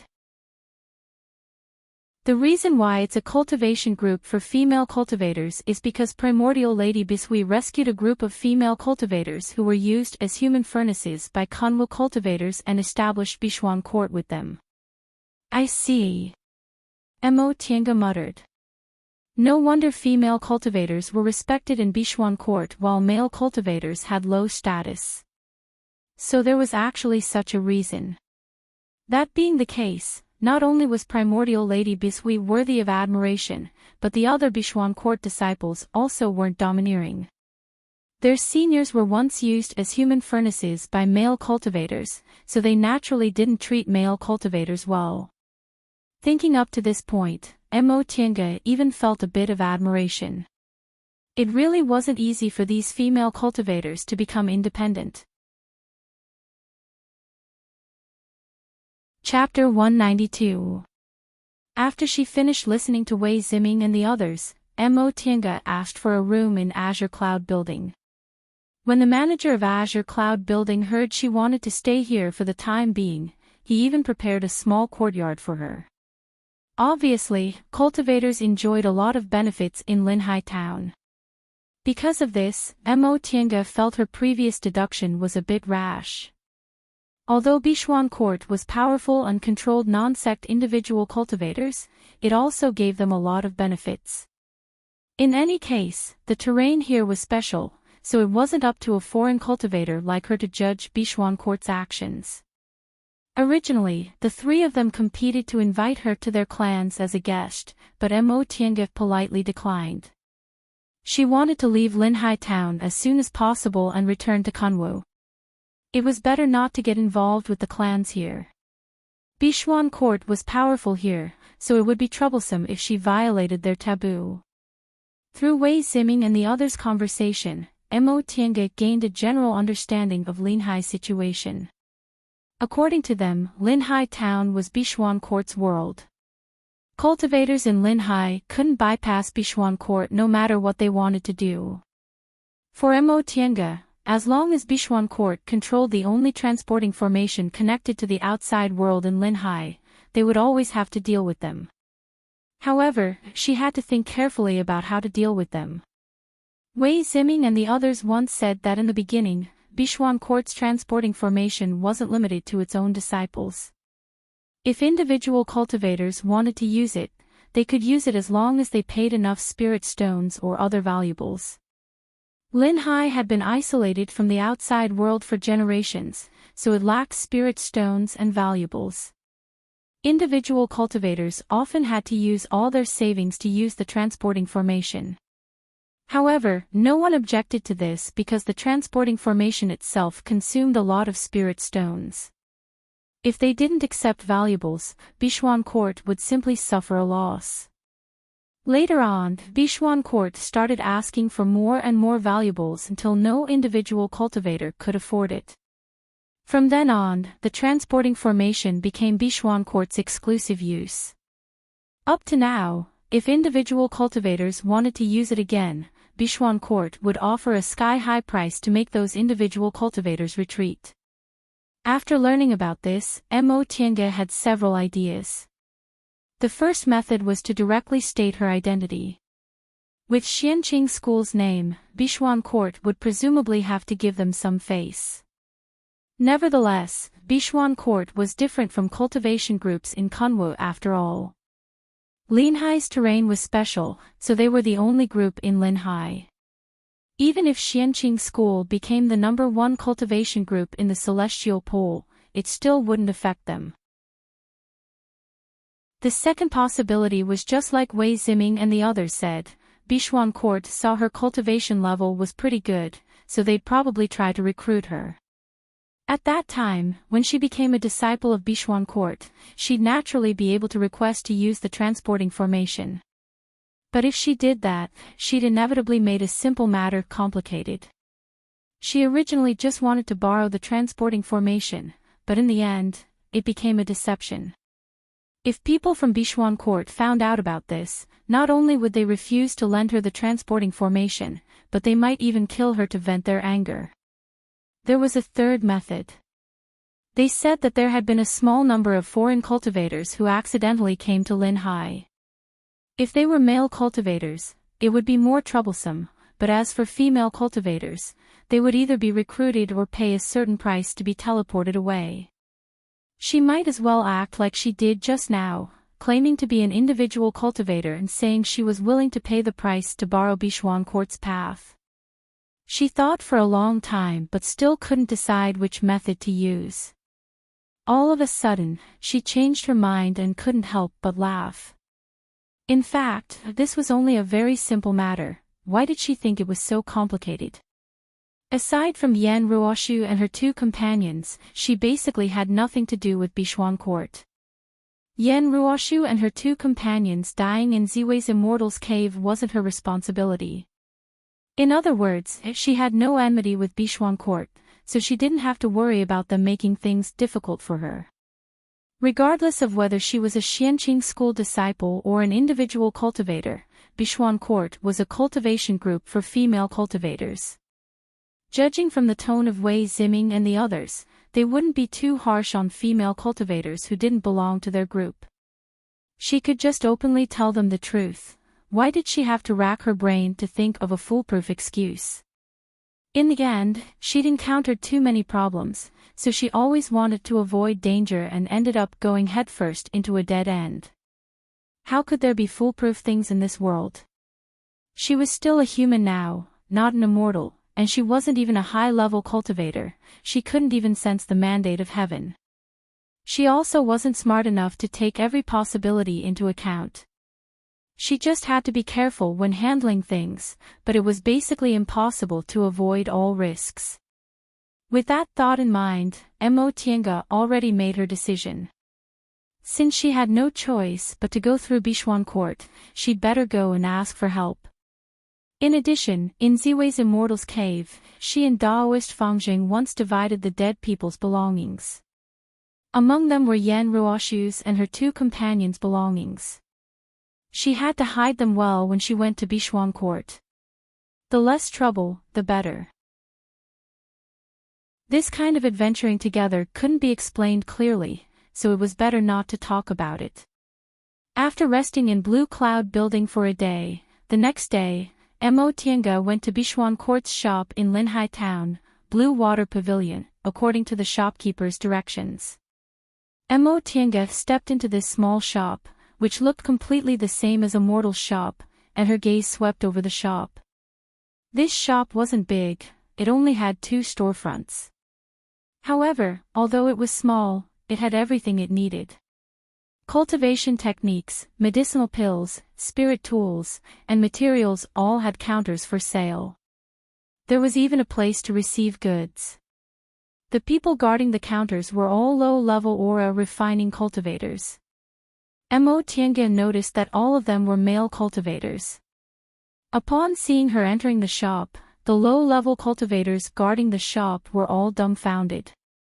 However, someone quickly regained his composure and came to greet her. This senior. This time, Mo Tiange suppressed her cultivation level to the early stage of the foundation building realm. After all, the late stage of the foundation building realm could be considered very high. Bichuan Court only had 3 core formation cultivators in total, so the late stage of the foundation building realm might attract the attention of the core formation elders. As for the aura refining realm, if her cultivation level was too low, she might be looked down upon. Although this person called her senior, he didn't dare to confirm it, so there was a hint of bewilderment on his face.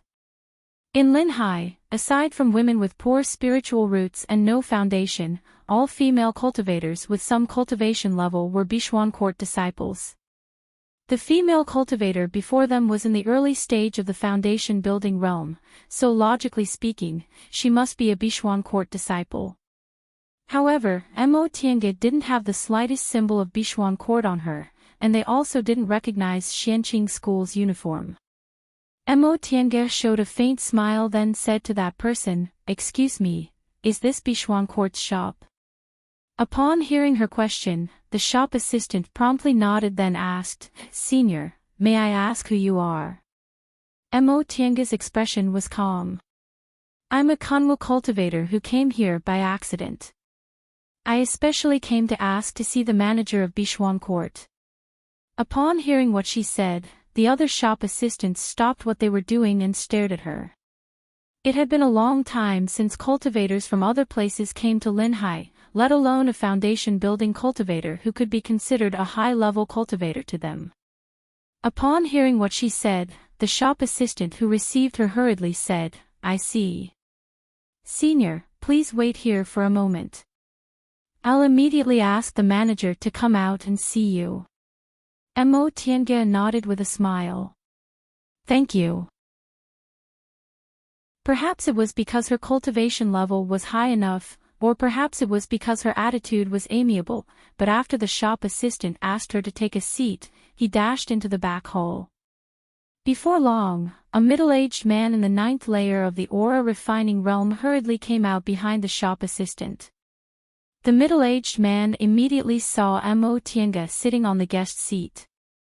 He immediately walked towards her and said respectfully, "I'm Luo Qianshan, manager of Bishuan Water Pavilion. Greetings to Senior." Mo Tiange stood up and saluted him back. "Manager Luo doesn't need to be too polite. My name is Yi Xiaotian, and I'm a cultivator from Kunwu. I came here by accident and heard that your school has a transporting formation to leave, so I came to see you." Manager Luo had already learned the reason from the shop assistant. Originally, this wasn't a big deal. Although Linhai was isolated from the rest of the world, from time to time, foreign cultivators still came here by accident through various methods. Generally speaking, they just needed to report it to the school. Whether they could leave or not depended on whether the school was willing to lend them the transporting formation. However, the person in front of him wasn't only a female cultivator, but also a foundation-building cultivator. In a small place like Linhai, a foundation-building cultivator was already a high-level cultivator, so he didn't dare to neglect her. "So it's Senior Yi." Manager Luo still had a respectful and courteous attitude. "This is a big deal. Junior will definitely report it to the seniors of our school as soon as possible. Senior Yi, please come inside and sit for a moment." Mo Tiange nodded with a smile. "All right, sorry for troubling you." Luo Qianshan had a very good impression of her gentle and courteous manner, so he immediately respectfully invited Mo Tiange into the inner room to serve her tea. "Senior Yi." After instructing his subordinate to report to the school, Luo Qianshan sat on the side and said, "It's been a long time since there were foreign cultivators in Linhai. May I ask why Senior came to Linhai?" Mo Tiange smiled. Apparently, Luo Qianshan came to inquire about her background, but that wasn't a big deal. Linhai was Bishuan Court's domain, so if foreign cultivator suddenly came and wanted to borrow the transporting formation, they naturally had to inquire about it. About this. To be honest, I'm also not very clear. She had already thought of an excuse for this. I originally went to a secret place to look for some fated chances, but I don't know what happened, but that secret place suddenly collapsed. Afterward, I discovered I was in Linhai. I see. Luo Qianshan couldn't tell whether what she said was true or false. He only felt that Mo Tiange looked calm and didn't have any suspicious points. Judging from Senior Ye's bearing, you don't seem to be an individual cultivator. May I know which famous cultivation group in Kunwu are you? That's easy. Mo Tiange smiled faintly. I'm a disciple of Xianqing School in Western Kunwu. Xianqing School. Luo Qianshan was horrified. He wasn't a small cultivator from one of those cultivation clans. As the manager of Bishuan Court's shop, he could come into contact with some of Bishuan Court's affairs, so he knew a lot more than them. Xianqing School was the second largest cultivation group in the Celestial Pole. Although Bishuan Court was very powerful in Linhai, it could only be considered a small cultivation group in Kunwu. It couldn't compare to a large cultivation group like Xianqing School at all. Upon hearing Mo Tiange say she was a cultivator from Xianqing School, Luo Qianshan's gaze suddenly changed. He was a bit frightened. Senior Yi is actually a senior from Xianqing School. I'm truly sorry for not recognizing you. Don't mention it. Mo Tiange waved her hand. I'm just an ordinary cultivator from Xianqing School. I really can't afford to receive such a big greeting from Manager Luo. Although Mo Tiange said that, Luo Qianshan didn't dare to slight her in the slightest. His tone was polite and his attitude was respectful. Especially when he saw that Mo Tiange didn't try to hide anything and answered his questions frankly, he didn't have any doubts about her at all. Before long, the shop assistant who went to deliver the news came back and reported. As expected, the manager of Bichuan Court was willing to see her. Mo Tiange secretly heaved a sigh of relief. Up until now, there hadn't been any abnormalities. She hoped the manager of Bichuan Court could smoothly lend her the transporting formation. Chapter 193. When Mo Tiange walked out of Bishui Pavilion, a carriage was already waiting outside. Once Mo Tiange got on the carriage, Luo Qianshan respectfully saw her off. Senior Yi, a senior from my group is already waiting for you at the gate. Senior only needs to go, someone will receive you. In the car, Mo Tiange thanked him. Thank you, Manager Luo. Thank you. Luo Qianshan hastily returned her greeting. Soon after, the coachman cracked his whip, causing the horses to neigh and the carriage to move. Mo Tiange, who was inside the carriage, let down the curtain. She took advantage of the time the carriage was moving to enter a meditative state. She didn't bother to remember the route the carriage took. Up until now, Bichuan Court didn't seem to have malicious intentions towards her. If they did, there was absolutely no need for them to send a carriage to pick her up. Aside from expressing caution, this kind of secular method had no other use. After she entered a meditative state, about an hour passed by quickly and the carriage stopped. The coachman, who was also an aura refining cultivator, said respectfully from outside, Senior Yi, our group has arrived. Please get off the carriage. Mo Tiange opened her eyes. At that moment, someone had already lifted the curtain. Senior, please get off the carriage. It was a handsome youngster with a respectful attitude. Judging from his clothes, he seemed to be a part-time disciple, just like the coachman. Once Mo Tiange got off the carriage, she immediately saw the jade steps, the lofty monastery gate, and the two female aura refining cultivators waiting on the side. These two female aura refining cultivators were different from the coachman and the youngster who lifted the curtain. Their cultivation levels were relatively high. One was in the 7th layer of the aura refining realm, while the other was in the 8th layer. They didn't have the slightest bit of humility, and their clothes were relatively gorgeous with the same group's emblem on their sleeves and lapels. Mo Tiange noticed that the clothes of these two female cultivators were very similar to Yan Ruoshu's group of 3 whom she met in Ziwei's Immortal's cave. Their emblems were also the same. Upon seeing her getting off the carriage, the two female cultivators walked towards her with smiles on their faces. Are you Senior Yi? We're Bichuan Court's guest-receiving disciples. Greetings to Senior Yi. Since she was in Bichuan Court's territory, Mo Tiange politely returned their greetings. Mrs., you're too polite. I'm Yi Xiaotian. She keenly noticed that the two female cultivators seemed to be evaluating her. They looked at her and finally smiled at each other as if they were satisfied. One of them said, We've already reported Senior Ye's origin to the sect's elders. The sect leader heard that there's another guest from outside, and it's a foundation building senior, so he specifically ordered us to welcome Senior here.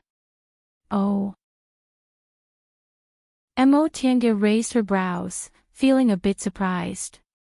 Another person continued, The sect master is waiting for Senior. Please follow us. Your sect head wants to see me. Mo Tiange was astonished. Right now, she was suppressing her cultivation level to the early stage of the foundation building realm. With the spirit concealing pendants effect, core formation cultivators wouldn't be able to detect any abnormalities, so she wasn't afraid the sect head of Bichuan Court would discover anything. However, she was a foreign cultivator and her cultivation level was only in the early stage of the foundation building realm. Was it necessary for the sect leader to meet her? On second thought, she felt she didn't need to be nervous. Maybe it was because foreign cultivators were too rare and she was a female cultivator, so the sect head of Bichuan Court was interested in her. Exactly. After the female cultivator finished speaking, she turned around and cast a glance at the youngster who lifted the curtain. Go inform the sect head that our honored guest has arrived. Mo Tiange discovered that both the coachman and the youngster were extremely respectful in front of these two female cultivators. If this was Kunwu, she'd only think they didn't dare to show the slightest bit of disrespect because these two female cultivators had relatively high statuses. However, she'd already inquired about Bishuan Court and learned that female cultivators were respected. She also noticed that in Bishuan Court, those who did chores and had low statuses were all male cultivators. After instructing the youngster to go inform the sect head of Bishuan Court, the two female cultivators politely led the way. Senior Yi, please. Mo Tiange nodded. Thank you for your trouble. She then followed the two of them up the stairs.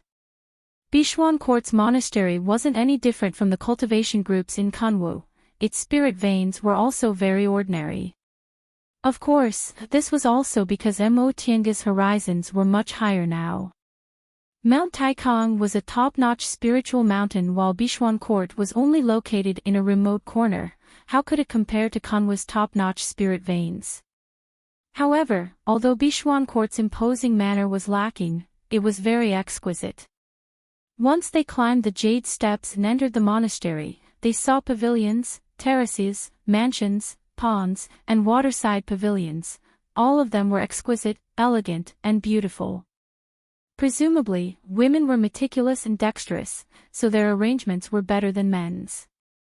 Mo Tiange followed the two female cultivators and walked for about the time it took to drink a cup of tea before they arrived at a main hall. The two female cultivators guarding the door were also in the 8th or 9th layer. Upon seeing Mo Tiange and Mo Tiange walking over, they bowed and said, "Junior martial sisters, you've worked hard. Is this Senior Yi?" Mo Tiange raised her hand. Yes. The two of them smiled and said, "Senior Yi, the sect head is already waiting. Please come in." Mo Tiange nodded to express her thanks, then stepped into the main hall. However, the moment she stepped into the main hall, Mo Tiange was stunned. It wasn't because there was anything unusual about this main hall, but because there was only a middle-stage foundation building female cultivator sitting on the main seat. This female cultivator was about 27 or 28 years old. She wore gorgeous clothes and looked very charming. At first glance, she could tell she was a woman who was good at dancing. Mo Tiange was hesitant. The Bishuan Court disciple who led her in said their sect head was waiting here, but why was there only this foundation-building female cultivator? For a moment, she didn't know what to say. Fortunately, the moment this female cultivator saw her, she stood up first, then said with a smile, "Are you fellow Daoist Yi?" Although Mo Tiange was hesitant, she didn't show it on her face. She just raised her hand to greet her. "Yes, I'm Yi Xiaotian. Greetings to fellow Daoist." Upon hearing her name, the female cultivator also returned her greeting, then said with a smile, "Fellow Daoist Yi is too polite. My name is Wei Haolan, and I'm the sect head of Bishuan Court." "You're the sect head of Bishuan Court?" Mo Tiange blurted out in surprise. She originally thought the sect head would be a core formation cultivator, so she was puzzled as to why a core formation cultivator wanted to see her. She never expected it to be a foundation-building cultivator. Once she said that, Mo Tiange immediately realized she was being a bit rude, so she hastily greeted her again. "I'm sorry, sect head Wei. I was being rude." Wei Haolan didn't seem to mind. She showed a faint smile, then stepped forward to help Mo Tiange up. "I heard from my disciples that fellow Daoist Yi is a brilliant disciple of Xianqing School, a large cultivation group in the Celestial Pole. Presumably, your vision is also extraordinary. You never expected Bishuan Court would actually have a foundation-building disciple as the sect head, right? This can't be considered rude at all." This sect head Wei was gentle and amiable.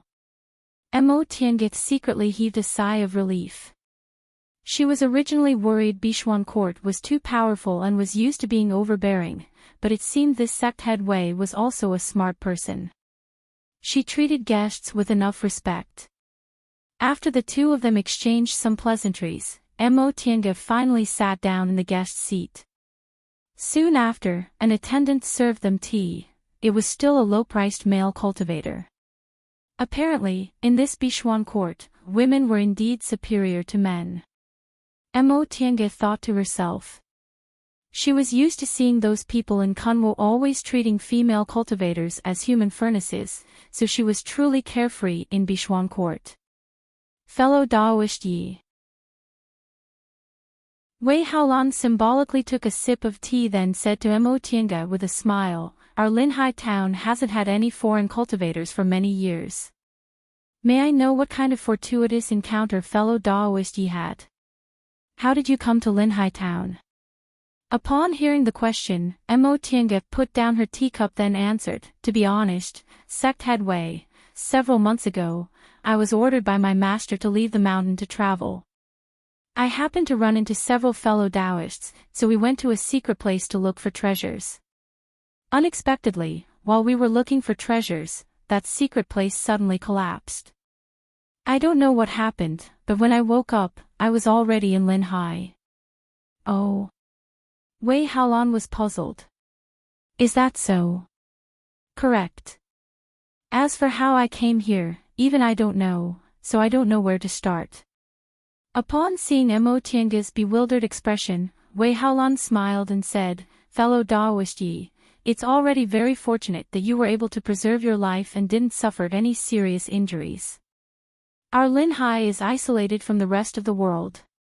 In the past few years, foreign cultivators occasionally came here, but many of them suffered serious injuries and even lost their lives. There are all kinds of strange things in this world. We're still just beginners on the path to immortality, so there are some things we still can't understand." "That's right." Mo Tiange carefully thought about why she came to Linhai. The scenery of the land of Hiding Dragon changed every year. According to her speculation, there was probably some kind of secret technique hidden there. Every year, it would attract a place to move to the land of Hiding Dragon, and the next year, it would change again. This time, it was very coincidental that she was transferred to Linhai. After putting this matter aside, Mo Tiange pondered for a moment, then simply asked frankly, "Sect head Wei, I heard in Linhai town, only your group has a transporting formation that connects to the outside world. Is that true?" Wei Haolan nodded. "Yes." Mo Tiange was delighted. She stood up and raised her hand. "That being the case, I'd like to borrow your group's transporting formation. Is that possible?" She paused for a moment, then added, "Of course, I'll give you some property as a fee for using the transporting formation." Wei Haolan didn't answer right away. Instead, she leisurely took a sip of tea, then said with a smile, "Fellow Daoist Yi doesn't need to be so polite. This matter of borrowing the transporting formation can be discussed." Although she said it could be discussed, Wei Haolan didn't continue. Instead, she picked up her teacup and continued to slowly drink her tea.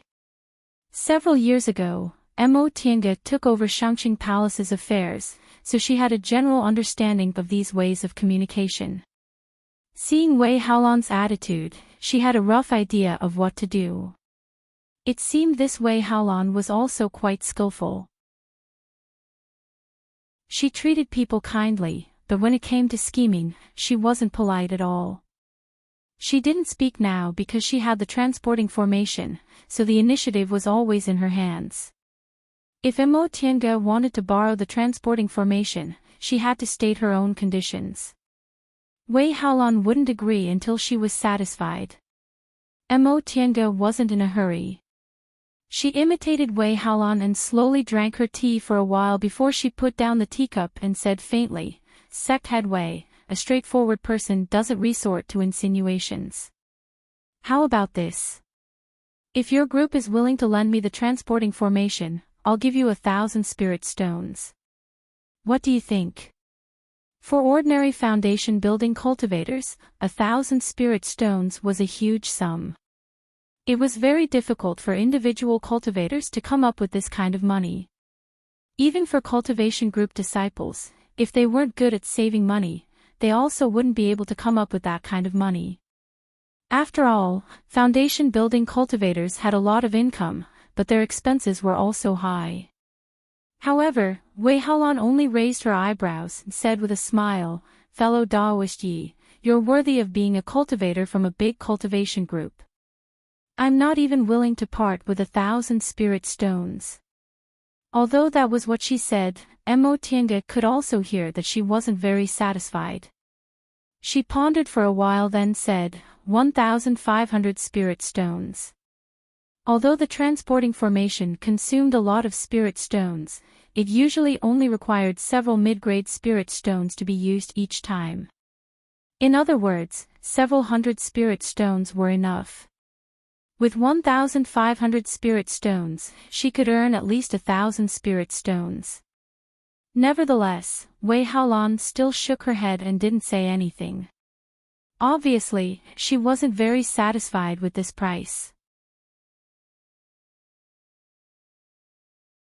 Chapter 194. How could Mo Tiange not know Wei Haolan was raising the price? However, they had the transporting formation, so they had nothing to fear. She stared at Wei Haolan and said the next price, 2,000 spirit stones. Wei Haolan's gaze finally wavered, but she didn't agree immediately.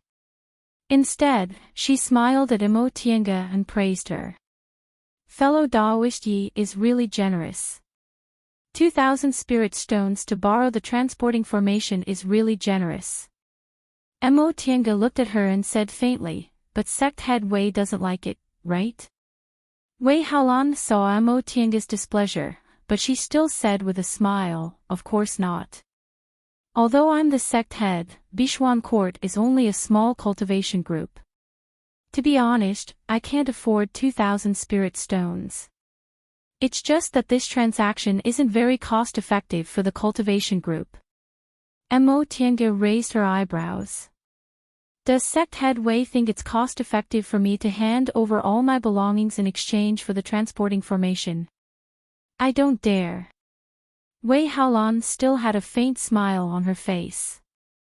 She said unhurriedly, however, as a disciple of a large cultivation group, fellow Daoist Yi must be very wealthy. A small cultivation group like ours can't compare to you. 2,000 spirit stones. I'm afraid fellow Daoist Yi doesn't really care. For elite disciples of large cultivation groups like her, 2,000 spirit stones indeed wasn't much. Not to mention she was now Lord Daoist Jinghe's advanced inner disciple, so her rations weren't inferior to core formation cultivators. Even Luo Fengxue, who was a core formation cultivator's favorite disciple, could afford several thousand spirit stones. Wei Haolan was worthy of being the head of a cultivation group. Although Bishuan Court wasn't a large cultivation group, she knew roughly how much the disciples of large cultivation groups had. Mo Tiange regretted confessing her cultivation group, but on second thought, if she didn't have Xianqing School as her backer, she might have extorted even more. Sect leader Wei. She pondered for a moment, then said straightforwardly, "We're not merchants, so haggling over the price is really boring. You should just give me a price. As long as I can afford it, I won't waste my breath." Okay. Wei Haolan seemed to be waiting for her to say that. She clapped her hands and said with a smile, "Fellow Daoist Yi, you're a straightforward person. That being the case, I won't refuse anymore." Wei Haolan paused for a moment, but she didn't directly state a price. Instead, she said slowly, "Does fellow Daoist Yi know what kind of situation Bishuan Court is in Linhai?" Mo Tiange nodded. "Since I arrived here, I've gained a rough understanding of the situation. Your school is the only cultivation group in Linhai, and it also controls the only transporting formation leading to the outside world. It can be said that your school is the most powerful." That's right, one sect dominates. Wei Haolan had a proud expression on her face as she said those words. However, after saying those words, she sighed. However, there are many hidden dangers behind the dominance of a single sect. Mo Tiange was bewildered. Your group has a core formation cultivator overseeing things, there aren't any powerful enemies on your side, and all the cultivators in Linhai are under your group's control. Where would the hidden danger come from? Wei Haolan showed a bitter smile. Fellow Daoist Yi, you might not know this, but although Bishuan Court's development is smooth, Linhai's only so big. Our spirit veins can't be considered top-notch, and we're even more lacking in resources. Even if we don't have any strong enemies, it'll still be very difficult for us to grow. Mo Tiange was also aware of this. Xingfa sect, one of the 7 great cultivation groups, was also facing this problem. The size of a sect's territory was the fundamental problem that restricted its development. Aside from moving, there was no other way to solve this problem. But on the other hand, with Linhai's special terrain, Bishuan Court basically didn't have to worry about anything if it didn't vainly try to grow. They had exclusive access to resources, and the whole of Linhai was their world.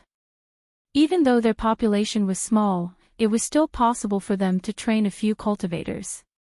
Accepting disciples was easy, so all the cultivators in Linhai racked their brains to enter Bishuan Court. The same was true for male cultivators. With manpower and wealth, as long as they didn't make any stupid moves, the group would be able to develop steadily. In other words, given the current scale of the group, being the sect head of Bishuan Court was the best choice. Seeing as Mo Tiange didn't respond, Wei Haolan could only continue to say, of course, in the beginning, Bishuan Court was nothing more than a shelter for a group of women who had a hard life, given by the sect's founder. We didn't want to be like those big cultivation groups who wanted to develop their influence and train many high-level disciples. But in any case, if Bishuan Court wants to pass on its legacy, some things are indispensable. Mo Tiange nodded. So, what does sect head Wei want from me? Mo Tiange wasn't an idiot. Wei Haolan's words definitely meant she wanted to exchange some resources from her, perhaps medicinal pills or magic tools. Seeing as Mo Tiange understood what she meant, Wei Haolan didn't beat around the bush and said bluntly, fellow Daoist Yi came from Kunwu. Kunwu is rich in cultivation resources, so presumably, fellow Daoist Yi doesn't lack medicinal pills and materials. Mo Tiange held the teacup and smiled.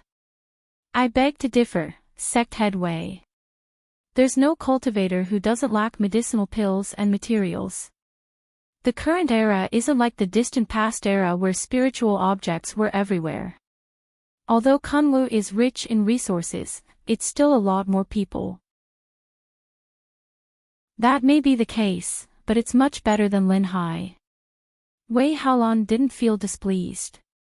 She looked at Mo Tiange and said with a stern expression, fellow Daoist Yi, although we don't have many spirit stones, we can still find spirit stone veins in Linhai. However, Linhai and Kunwu have been separated for too long. Although we often send disciples to study outside, our pill concocting and tool refining skills have been declining, and we're short of resources. If fellow Daoist Yi wants to borrow the transporting formation, you can use medicinal pills and materials to exchange for them.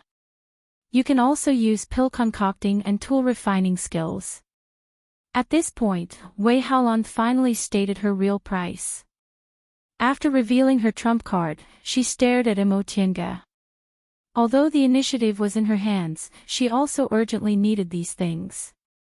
Upon hearing what Wei Haolan said, Mo Tiange put down her teacup and tapped her fingers on the table as if she was thinking. Upon seeing her like this, Wei Haolan asked again, fellow Daoist Yi, these are still within your means, right? Mo Tiange glanced at her then nodded. Sect head Wei, I like to be frank, so I'll be frank with you. I don't have many tool refining materials on me, so I'm afraid I can't exchange them with you. My tool refining skills are also mediocre, so I can't teach you anything. But as for medicinal pills, I do have some on me. I also found some spiritual plants during this trip, and I can also take out some common pill recipes. I just don't know if sect head Wei will be satisfied with them. Wei Haolan looked delighted. It seems fellow Daoist Yi is proficient in pill concocting. To be honest, we can buy common spiritual plants and pill recipes, but the art of pill concocting really isn't easy to learn. If fellow Daoist Yi can teach our disciples how to concoct medicinal pills, I'll save you the transporting formation fee. In addition, if fellow Daoist Yi has high-grade medicinal pills, we're willing to exchange them with specialties from the Eastern Sea. Is that so? Mo Tiange was somewhat tempted. I do have some pill concocting skills, but I don't know if sect head Wei will be satisfied with them. Wei Haolan smiled. Whether you're satisfied or not, you'll know once you try. Mo Tiange pondered for a while, then nodded. All right. Now that they'd more or less reached an agreement, Mo Tiange followed Wei Haolan to Bishuan Court's concocting room. Although Bishuan Court was a small cultivation group, its concocting room wasn't small, it occupied an entire main hall.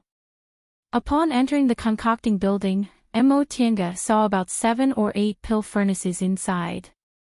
In front of each pill furnace were several busy female disciples, and there were also some low-level male cultivators assisting them. Mo Tiange swept her gaze over them. These female disciples were all in the aura refining realm, but their pill concocting techniques seemed very unskilled. Even the better ones could barely concoct early-stage foundation-building medicinal pills like soul-strengthening pills.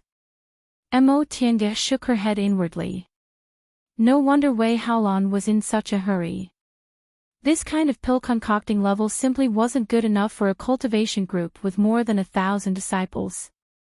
She reckoned the failure rate of concocting foundation-building pills was very high, and soul-strengthening pills were the only foundation-building pills. It wasn't easy for disciples to build their foundation, and cultivating after they built their foundation was even harder. Once the two of them entered the concocting room, a disciple immediately came to greet them. Sect head. Wei Haolan nodded, then asked, "Is your martial uncle Xia here?" The disciple answered, "Sect head, martial uncle Xia is concocting pills in the inner room." "Has it started?" "Not yet." After thinking for a moment, the disciple added, "If sect head wants to see martial uncle Xia, it's not too late if you go now. Martial uncle Xia is heating up the furnace, she'll be concocting pills in a moment." Wei Haolan nodded, then said to Mo Tiange, "Fellow Daoist Yi, my junior martial sister Xia Qing is the #1 expert in concocting pills in the group. She's currently concocting a furnace of soul-solidifying pills. Let's go and take a look." Soul-solidifying pills were basic medicinal pills taken by core formation cultivators. Based on what Wei Haolan said, this Xia Qing should be a foundation-building female cultivator, so it wasn't easy for her to concoct medicinal pills for the core formation realm. Apparently, Mo Tiange still underestimated Bishuan Court. A concocting master at this level should be able to support a small or medium-sized cultivation group like Bishuan Court. However, Mo Tiange's pill concocting skills were no longer the same as before. Now that she had a lot of spiritual plants in her virtual sky world to waste, her pill concocting skills also improved in a straight line. For her, concocting soul-solidifying pills was very easy. The two of them walked through the hall and entered a separate concocting room. This concocting room was very spacious. There was only one huge concocting furnace inside, but there were no fewer aura refining cultivators inside than the ones in the hall outside. Mo Tiange discovered that this concocting furnace wasn't like the ones in the hall outside, which were operated by the disciples concocting pills using their Dantian real fire. Instead, this furnace used earthly fire as its concocting fire, and the earthly fire was very pure. As they walked further inside, they saw a female cultivator with slightly messy hair standing behind the huge concocting furnace. She was muttering to herself as she calculated the amount of materials. She looked so focused that it was as if she wouldn't raise her head even if the sky collapsed. Mo Tiange was a bit surprised. This female cultivator was actually in the foundation building realm. Was she Wei Haolan's junior martial sister Xiaoqing? Her current appearance indeed resembled a pill-concocting maniac. She didn't even raise her head to look at the two foundation building cultivators who came in. Fellow Daoist Yi, Wei Haolan said to Mo Tiange with a helpless expression, "This is my junior martial sister Xiaoqing. Once she starts concocting medicinal pills, she doesn't care about the heavens or the earth. Please don't take offense." Mo Tiange showed a faint smile. "On the contrary, I think your junior martial sister is very respectable. Those who concentrate wholeheartedly on one thing are all very respectable. Compared to those ignorant female cultivators in Kunwu who only knew how to show off their clothes and jewelry, Mo Tiange liked the female cultivators in Bishuan Court much more. Wei Haolan, for example, was smart and capable, planning for the future of her group. Xiaoqing, on the other hand, was wholeheartedly devoted to concocting medicinal pills and even forgot to take care of herself. Mo Tiange had seen too many female cultivators who didn't want to make progress. She often felt sorry for their misfortune but also angry at their lack of ambition. Why did female cultivators have such a low status in the cultivation world? Sometimes, status wasn't given by others, it was earned by oneself. If you didn't know how to work hard, didn't know how to fight for it, and just because others gave you a certain position, you cried and wiped the earth, was that useful? Didn't you see that in this world, there were still female cultivators who formed their nascent souls and held their own? Therefore, it wasn't that female cultivators had a low status, it was just that there were too few high-level female cultivators. Chapter 195. Junior Martial Sister Xia. Wei Haolan shouted. The alchemist named Xiaoqing just frowned and waved her hand impatiently. Then, she continued to mutter her calculations. Wei Haolan once again felt helpless. She said to Mo Tiange, "Fellow Daoist Yi, do you mind waiting for a moment? I really can't do anything to her." Mo Tiange chuckled. Concoctions masters all have some eccentricities. I'm not in a hurry. Sect head Wei, please do as you please. Wei Haolan smiled apologetically and ordered a disciple to prepare a seat. The two of them sat and chatted for a while before Xiaoqing suddenly stood up and shouted, "All right, start the furnace and start concocting pills." Junior Martial Sister Xia. Wei Haolan seized this opportunity and shouted again. Xiaoqing finally heard her this time. Scratching her head, she turned around and asked, "Oh, Senior Martial Sister Sect Head, what's the matter?" Her tone sounded like she was swatting away a fly. Mo Tiange couldn't help but chuckle. In fact, this Xiaoqing was quite delicate and pretty. If she could tidy herself up, she could also be considered elegant and pleasant. However, she was so slovenly. Her hair was messy, and her clothes were crooked. If it weren't for her temperament as an immortal cultivator, she would have been regarded as a beggar. Wei Haolan pulled Mo Tiange over. "Let me introduce you. This is a cultivator from Xianqing School in Kunwu, fellow Daoist Yi Xiaotian." Xiaoqing frowned. She wasn't curious about Mo Tiange's identity at all, so she just casually raised her hand and said, "Greetings, fellow Daoist Yi." Without waiting for Mo Tiange to return the greeting, Mo Tiange immediately asked Wei Haolan, "I'm busy here. Why did you bring people here?" Mo Tiange's words were stuck in her throat, so she could only listen to what Wei Haolan had to say. Wei Haolan said, "Didn't you say there's no one to compare notes with in alchemy? Fellow Daoist Yi is proficient in the art of pill concocting, so I specially invited her to discuss pill concocting techniques with you." "Oh. Upon hearing what Imotianga said, Xiaqing's attitude immediately changed. She pulled Imotianga's hand incomparably affectionately. "Fellow Daoist Yi, do you know how to concoct medicinal pills?" Imotianga lowered her head to look at her hands, which had already turned gray from being stained by something. She resisted the urge to pull her hand back and answered flatly, "I know a little." "Just a little?" Xiaqing asked. "Do you know how to refine soul-solidifying pills?" Did he know how to refine the heart-shielding powder? Where were the beauty pills? Or the dustless pill? Some of them. Imotianga discreetly pulled back her sleeves and shook them. "If I have the materials, I can concoct them, but the success rate isn't very high."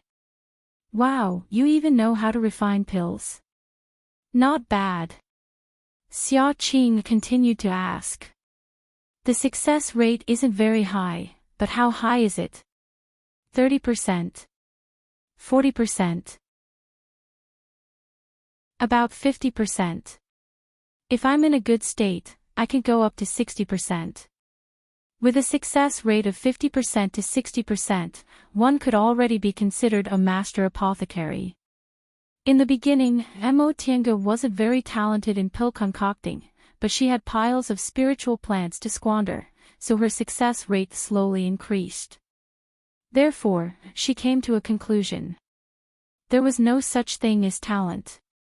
If there were countless spiritual herbs to refine, most people could become pill refinement masters, 60%. Xiaqing shouted. Even Wei Haolan's eyes lit up. "Come, come." Xiaqing immediately pulled Imotianga's sleeve towards the concocting furnace. "I have ready-made materials here. Try concocting a soul-solidifying pill." "Ah." Imotianga withdrew her sleeve from Xiaqing's hand and looked at Wei Haolan. Fellow Daoist Wei, Wei Haolan was also very excited when she heard that Imotianga's success rate could reach up to 60%. She hastily said, "Fellow Daoist Yi, just try it. If you succeed, we'll lend you our transporting formation for free as long as you teach junior martial sister Xia your pill concocting secrets." Imotianga nodded. "Okay." Concoctions masters rarely taught their pill concocting secrets to others, but Imotianga didn't rely on pill concocting to earn spirit stones, so she didn't have to worry about this. Besides, her pill concocting secrets were just some experiences she summarized after concocting for a long time. There was nothing special about them. Even if she taught them to Xiaqing, it would only save her some time. In any case, she found Xiaqing pleasing to the eye, so she wouldn't feel uncomfortable teaching her. Seeing that Imotianga agreed, Xiaqing immediately waved her hand. "Bring the materials." Yes, the numerous aura refining disciples answered and brought the spiritual plants they were responsible for. Imotianga skimmed through them. The materials were very ordinary. Among them, the main ingredients of soul-solidifying pill, purple slough grass and snow lingji mushroom, were only 500 years old. As for the other ingredients, needless to say, some of them were only about 100 years old. In fact, this wasn't a big deal. Soul-solidifying pill was a basic medicinal pill for core formation cultivators, so it only had two requirements for the materials. Purple slough grass and snow lingji mushroom had to be more than 500 years old, and there weren't many requirements for the other ingredients. However, the older the spiritual plant, the better the medicinal pill would be. With the materials in front of her, the efficacy of this soul-solidifying pill could only be said to be so-so. In fact, she was the only one who thought this way. In this world, spiritual plants that were more than 1,000 years old were already hard to come by. Even core formation cultivators generally only used spiritual plants that were more than 500 years old. Who would be like her, who had a private medicinal garden where they could concoct medicinal pills as they pleased? Furthermore, almost all the spiritual plants were more than 1,000 years old. Wei Haolan, who keenly noticed Imotianga's slight frown, looked at the materials and asked, "Fellow Taoist Yi, is there a problem with these spiritual plants?" "It's nothing." Mo Tiange gently shook her head. After examining all the spiritual plants, she signaled an aura refining disciple to bring over an empty tray, put a clean cotton cloth on it, and began to take the amount she needed. She simply weighed them with her hand, then directly put them on the cotton cloth. She didn't need to weigh them at all. Very soon, she finished taking several dozen portions of materials. After wiping her hands clean, she said to the aura refining disciple holding the tray, "Put them over there. Be careful not to mix them together." The aura refining disciple complied and cautiously brought the tray over. Xia Qing came over, exhaled, and praised, "Fellow Taoist Yi, let's not talk about other things, but you actually didn't need to calculate or weigh them, yet you were able to divide the amount you needed. This is something I can't do." "Amazing." Mo Tiange just smiled. "After concocting a lot of medicinal pills, I'll have an idea." This was the truth, there was nothing fancy about it. But then again, there were very few people like her who didn't need to worry about materials at all, so there were also very few people who could do this. Of course, it wasn't that there weren't any. Almost all great concoctions masters in Kunwo could do this, let alone great concoctions masters. They were either cultivated by cultivation groups or had great cultivation clans as their backing. From this point of view, concocting was achieved by piling up spiritual plants, but it could also be said that it was achieved by piling up spirit stones. Unfortunately, Bishuan Court was located in Linhai. Even though there was a transporting formation connecting it to Kunwu, they still weren't rich enough to buy a pile of materials and waste them. Wei Haolan's face was also filled with admiration. She thought to herself, Xianqing School isn't a pill-concocting cultivation group, and this fellow Taoist Yi also doesn't look very old, but she actually has such superb concocting skills. It's clear that Kunwu is really full of talented people, it's worthy of being the Celestial Pole's cultivation holy land. After she finished preparing the materials, Mo Tiange stared at the already heated pill furnace. She muttered to herself for a while, then reached out to feel the temperature of the earth fire and the thickness of the pill furnace. This pill furnace was much thicker than the purple wooden tripod she used, and the earth fire was slightly inferior, so she had to start the furnace a bit later. She would have to constantly use her divine sense to monitor the temperature. After she finished checking everything, she cleaned her hands and said, "Open the furnace." Xia Qing, who had been impatient for a long time, hastily waved her hands. "Open the furnace. Open the furnace." With a great ant urging them from behind, these aura-refining disciples didn't dare to be negligent. They hastily arranged the materials, poured the clear spring water, then worked together to lift the furnace lid. Frankly speaking, this pill furnace was a lot worse than Mo Tiange's purple wooden tripod. After all, the purple wooden tripod was once used by a deification cultivator, so even if it was only once, it still wasn't an ordinary item. This pill furnace was just a magic tool, it couldn't even be considered a magic weapon. This wasn't strange at all. With Bishuan Court scale, they only had 3 core formation cultivators in total, and they weren't good at concocting pills, so it was naturally very difficult for them to have a top-grade pill furnace. However, this pill furnace couldn't be considered too bad.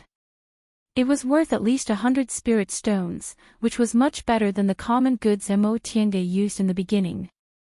After she gave the order to start the furnace, Mo Tiange didn't immediately start concocting pills.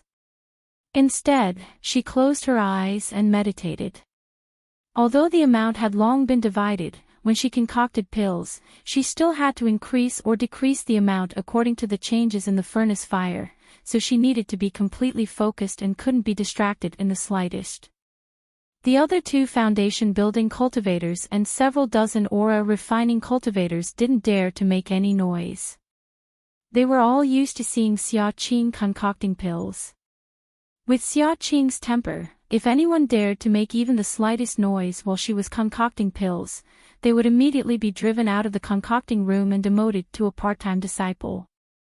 The disciples who could stay here were all experienced and knew the rules very well.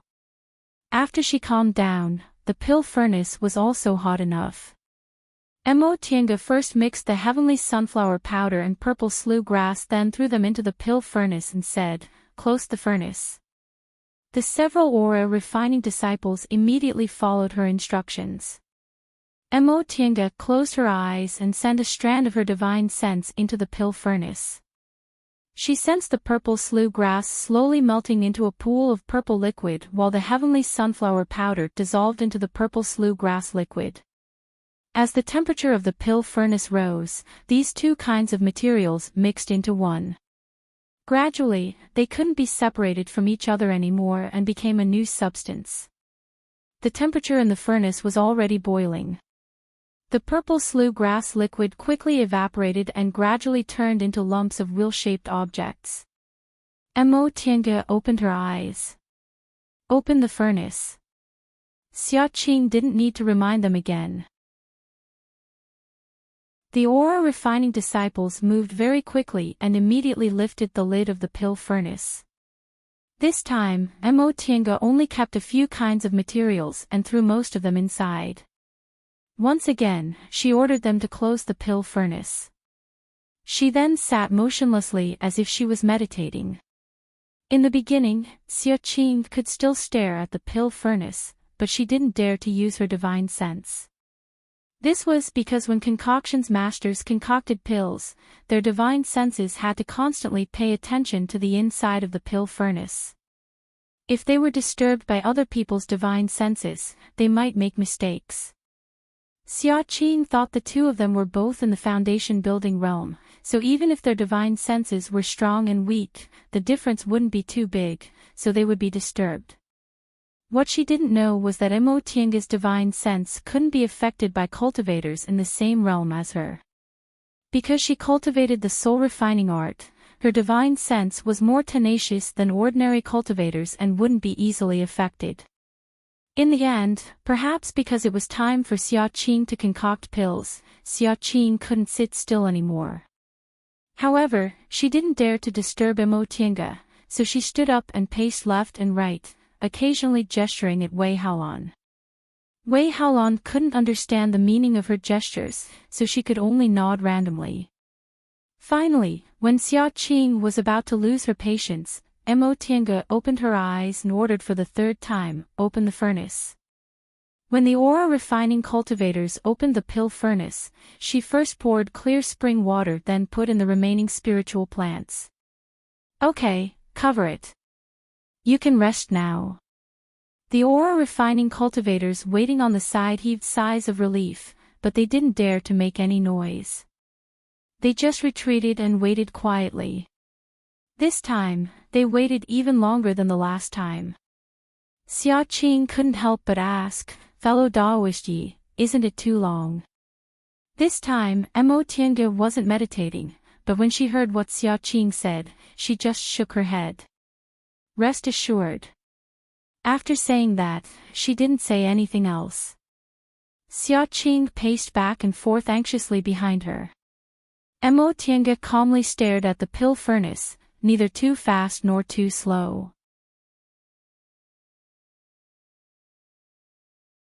Chapter 196. Just as Xiaqing was about to rush over and open the furnace for her, Tiange finally stood up. The timing of opening the pill furnace at the end of alchemy was very particular. If the furnace was opened too early, the pill aura would disperse quickly and the pill would be unstable. Even if the pill was formed, the medicinal efficacy would be reduced. However, if the furnace was opened too late, it wouldn't work either. If too much of the pill fire was sealed in the pill, it would form pill poison and affect the quality of the pill. If the furnace was opened too early or too late, the pills would not be formed. Therefore, a brilliant alchemist must control the opening time of the furnace, not too early nor too late, so that the medicinal effect of the pill would be the highest, and at the same time, try to avoid the pill poison as much as possible. This was not something that was easy to grasp. Even an alchemy grandmaster would make mistakes sometimes. Other than concocting more pills and trying to figure it out, there was no other way. Right at this moment, Mo Tiange was concentrating her senses. All of a sudden, she made her move. A wisp of spiritual aura flew out and rolled up the lid of the pill furnace. Hot steam spread out and a sweet fragrance filled the air. There were a few medicinal pills lying at the bottom of the furnace. The color was clear and each one was plump. Mo Tiange heaved a sigh of relief. Actually, with her skill in alchemy, it was still impossible for her to refine soul-solidifying pills every time she refined them. When she was at her worst, she had refined 10 pills in a single furnace, but not a single one was successfully refined. This was the record she had in the 5 years she had been in seclusion. She didn't expect that all 5 of them would become pills this time. She thought that there would be at least 2 that failed. After that, she didn't need to do anything as Xia Qing had already done it for her. Xia Qing pounced over and grabbed the pills at the bottom of the furnace. She touched and smelled them, and in the end, she even scraped off some powder and tasted it. Upon seeing Mo Tiange's appearance, Mo Tian suddenly felt very sympathetic towards the cultivator who would take these medicinal pills in the future. It should be one of the 3 core formation cultivators from Bishuan Court, right? It wasn't easy for them either. The pills they took might have been tasted by someone else. Xia Qing grabbed Mo Tiange and anxiously shouted, "Fellow Daoist Yi, teach me. Teach me. You're too amazing. You refined these pills much better than me. Look at the quality, look at the luster." Ever since she set foot on the path to immortality, Mo Tiange had seen many female cultivators. Among them, there were naive female cultivators like Murong Yan, lively female cultivators like Luo Fengxue, amiable female cultivators like Han Qingyu, cold and arrogant female cultivators like Wei Jiaxi, and even many female cultivators who were as vain as mortal women. However, he had never seen someone like Xia Qing who was so focused on one thing and so fanatical that she didn't care about anything else. She considered herself to be a cultivation maniac. Other than cultivating, refining pills, and studying array books, she had no interest in anything else. However, she was still a normal cultivator. She was good at scheming, and scheming. She was definitely not like Xia Qing, who was slovenly and didn't care about the ways of the world, wholeheartedly pursuing the realm of pill concocting. Such a madman was rare even among male cultivators. She had never seen such a person before. Fortunately, Wei Haolan was still present. She pulled Xia Qing back and scolded, "Junior martial sister Xia, aren't you afraid of scaring fellow Daoist Yi? If you want to learn from her, we can just ask her to stay for a few more days. What's the rush?" "Oh, right." Xia Qing finally regained her composure. She hastily apologized to Mo Tiange. "Fellow Daoist Yi, I'm sorry. I was too anxious, it's nothing. I understand." Mo Tiange's gaze fell on Wei Haolan. "Sect head Wei, can we conclude the matter we discussed before?" Seeing Xia Qing's reaction, Mo Tiange felt she could take the initiative now. Bishuan Court held the only transporting formation, but she also had the pill concocting technique that Bishuan Court urgently needed. Everyone took what they needed. Wei Haolan's expression calmed down when they talked about proper business. She glanced at Xia Qing and said with a smile, "Of course. Fellow Daoist Yi, how about we go and have a proper talk now?" Mo Tiange understood and nodded. That'd be best. The two of them were about to leave together when Xia Qing pounced on them from behind. "Senior martial sister sect head, you can't take fellow Daoist Yi away." Xia Qing immediately pulled Mo Tiange behind her. Xiao Qing glared at Wei Haolan like a hen protecting its chicks. Mo Tiange and Wei Haolan couldn't help but laugh. In the end, Wei Haolan comforted her. Junior Marshal Sister Xia, rest assured. I'm looking for fellow Daoist Yi because I want her to teach you pill concocting. If you want to learn fellow Daoist Ye's pill concocting technique, don't cause trouble. Really? Xiao Qing's eyes were filled with suspicion. She looked at Wei Haolan, then turned to look at Mo Tiange. She then shook her head and said, Senior Marshal Sister Sect Head, this isn't the first time you've schemed against me. This time, Mo Tiange snickered. Aside from pill concocting, there was nothing else in Xiao Qing's eyes. Mo Tiange could also guess Wei Haolan's temperament. Wei Haolan most likely put the sect's interests first. In that case, Mo Tiange wouldn't believe Wei Haolan hadn't schemed against Xiao Qing. Wei Haolan sighed and said, Junior Marshal Sister Xia, I schemed against you in the past, but when did I ever not support you in improving your pill concocting technique? Since fellow Daoist Yi is beneficial to your pill concocting technique, I naturally won't let her go. Xiao Qing thought for a moment, then nodded hesitantly. All right. You're the Senior Marshal Sister Sect Head, so I'll listen to you. She then patted Mo Tiange's shoulder. Fellow Daoist Yi, don't run away. Let's compare notes first. Whatever you want, I'll ask Marshal Uncle Qingyi to give it to you. I guarantee you won't lose anything. Mo Tiange nodded. Fellow Daoist Xia, rest assured. If your Senior Marshal Sister agrees to help me, I'll definitely tell you all my pill concocting tricks. That's good.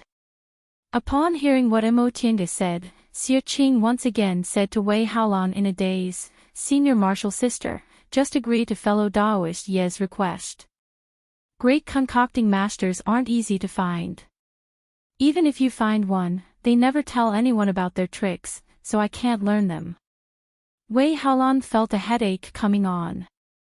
She nodded and said, I understand. You can go back now. Only then did Xiao Qing let go of Mo Tiange. Mo Tiange smiled and once again cupped her hands to bid her farewell. With great difficulty, she held back her laughter and left with Wei Haolan. The two of them didn't talk on the way.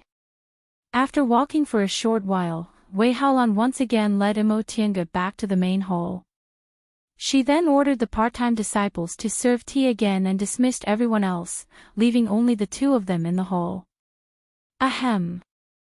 Wei Haolan coughed, then glanced at Mo Tiange. Fellow Daoist Yi, since my junior marshal sister already said so, I won't hide it anymore. If you want to borrow the transporting formation, that's no problem. As long as you teach my junior marshal sister everything you know about concocting pills, you can come and go as you please. This time, Mo Tiange wasn't in a hurry. She slowly sipped her tea, then said, Fellow Daoist Wei, for concocting masters, some things are secrets that can't be passed on. If I teach her everything, shouldn't you add a bit more bargaining chip? This isn't just 2,000 spirit stones. Even if you have spirit stones, you still can't buy the pill concocting secrets. Wei Haolan's expression darkened. Fellow Daoist Yi, do you want to raise the price? I wouldn't dare. Mo Tiange smiled faintly.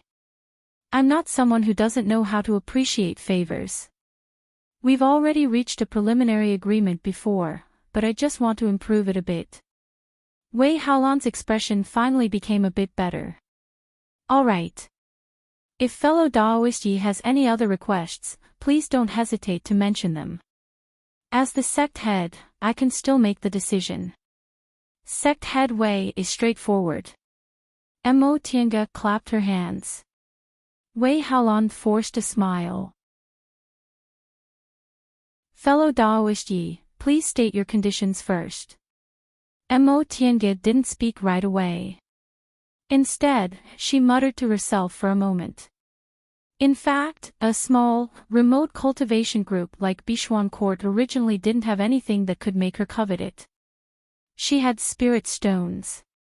Although she wasn't as rich as the child of wealth, she had more than ordinary core formation cultivators. There was no need to mention medicinal pills, she had as many as she wanted right now. She also didn't lack magic tools.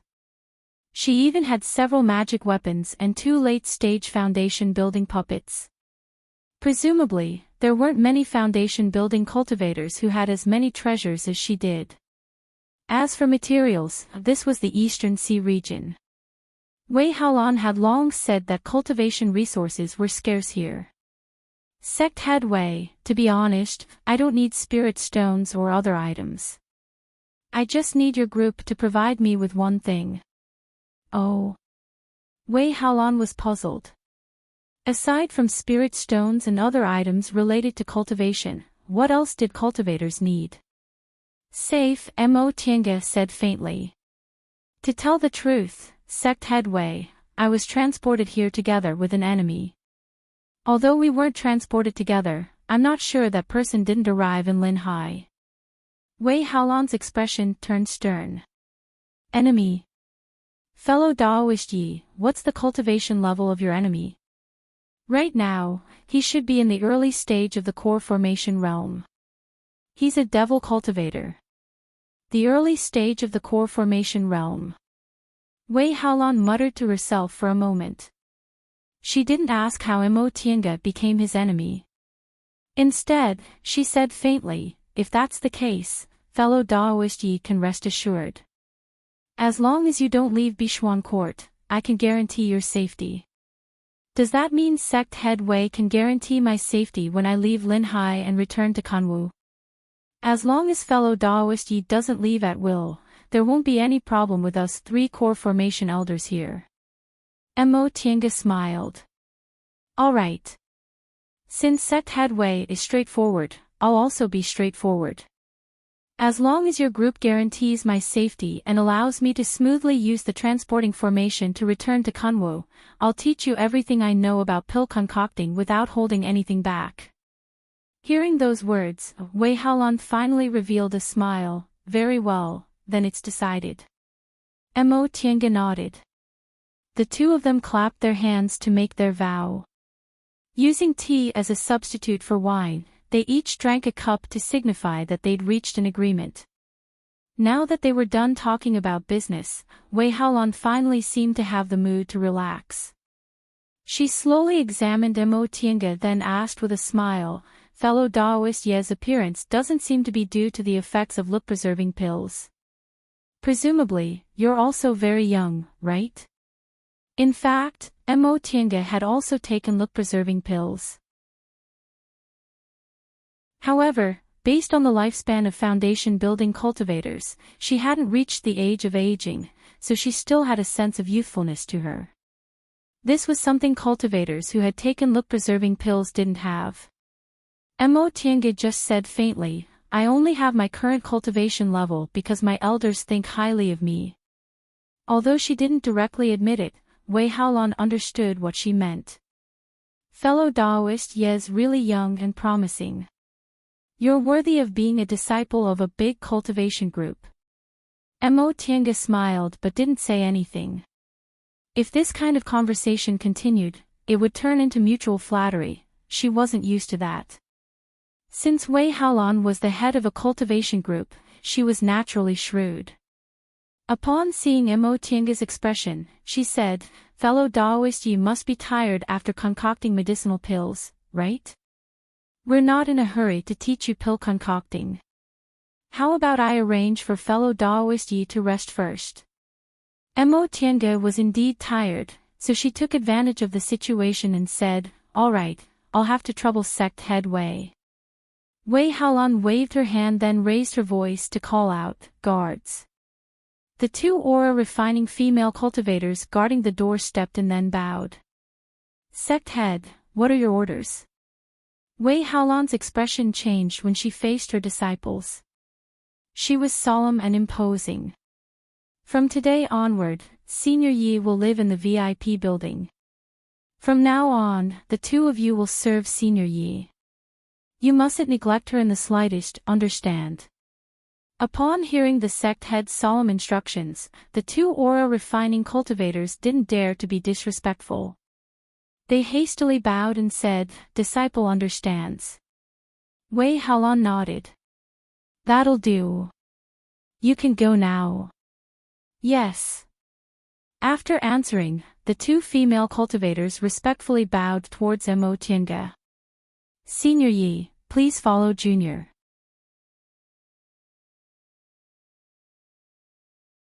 Chapter 197. From then on, Mo Tiange stayed at Bishuan Court. Although Wei Haolan was quite scheming, she still treated Mo Tiange quite well.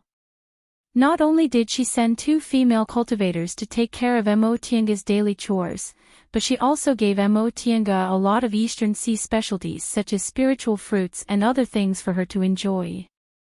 On the second day after Mo Tiange stayed at Bishuan Court's VIP building, there was a continuous stream of guests. Xia Qing was always there.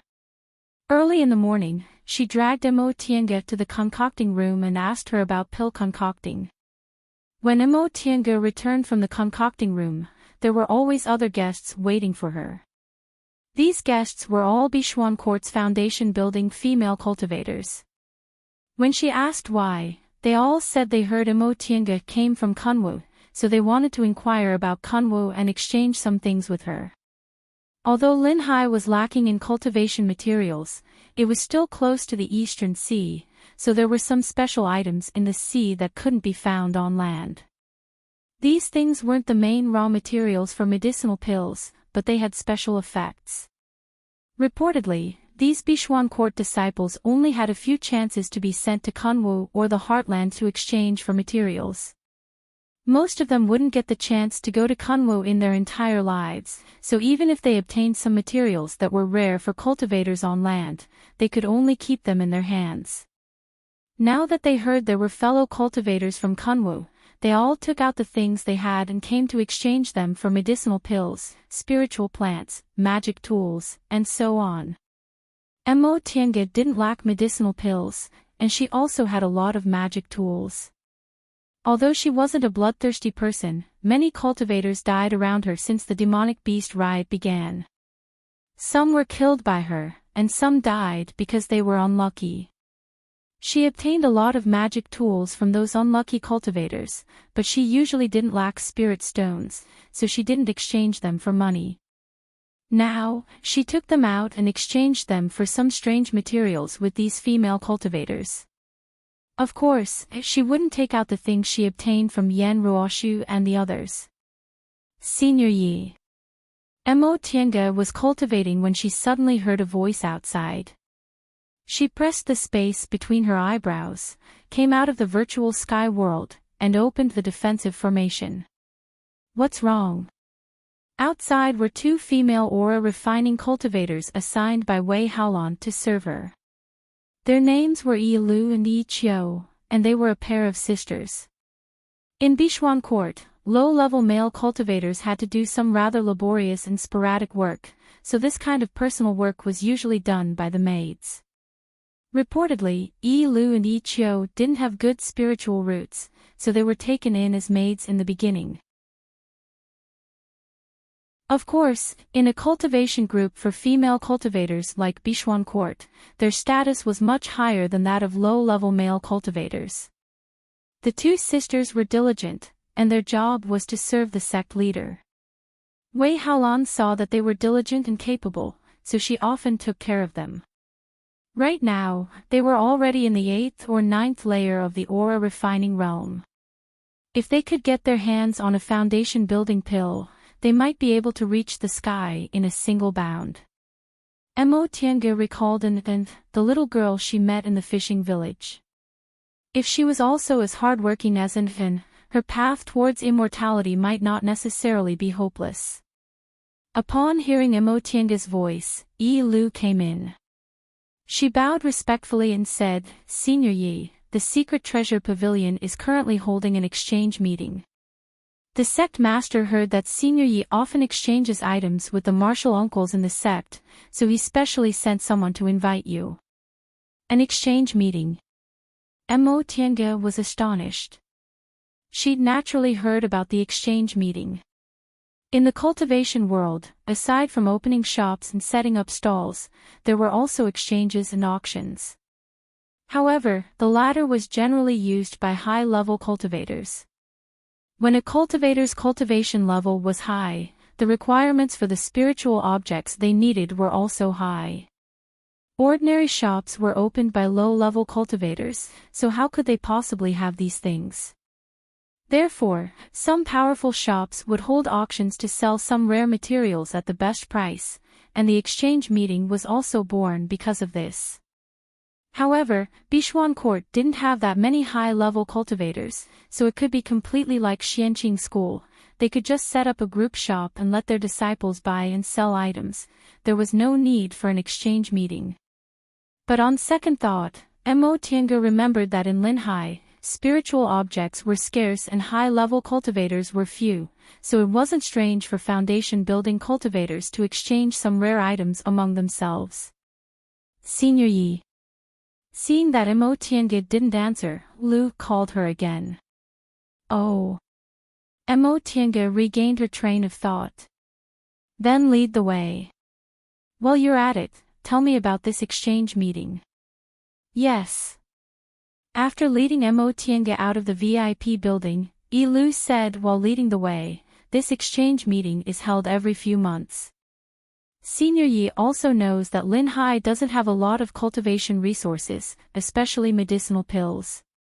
There aren't many good concoctions masters, and we're also short on a lot of spiritual plants.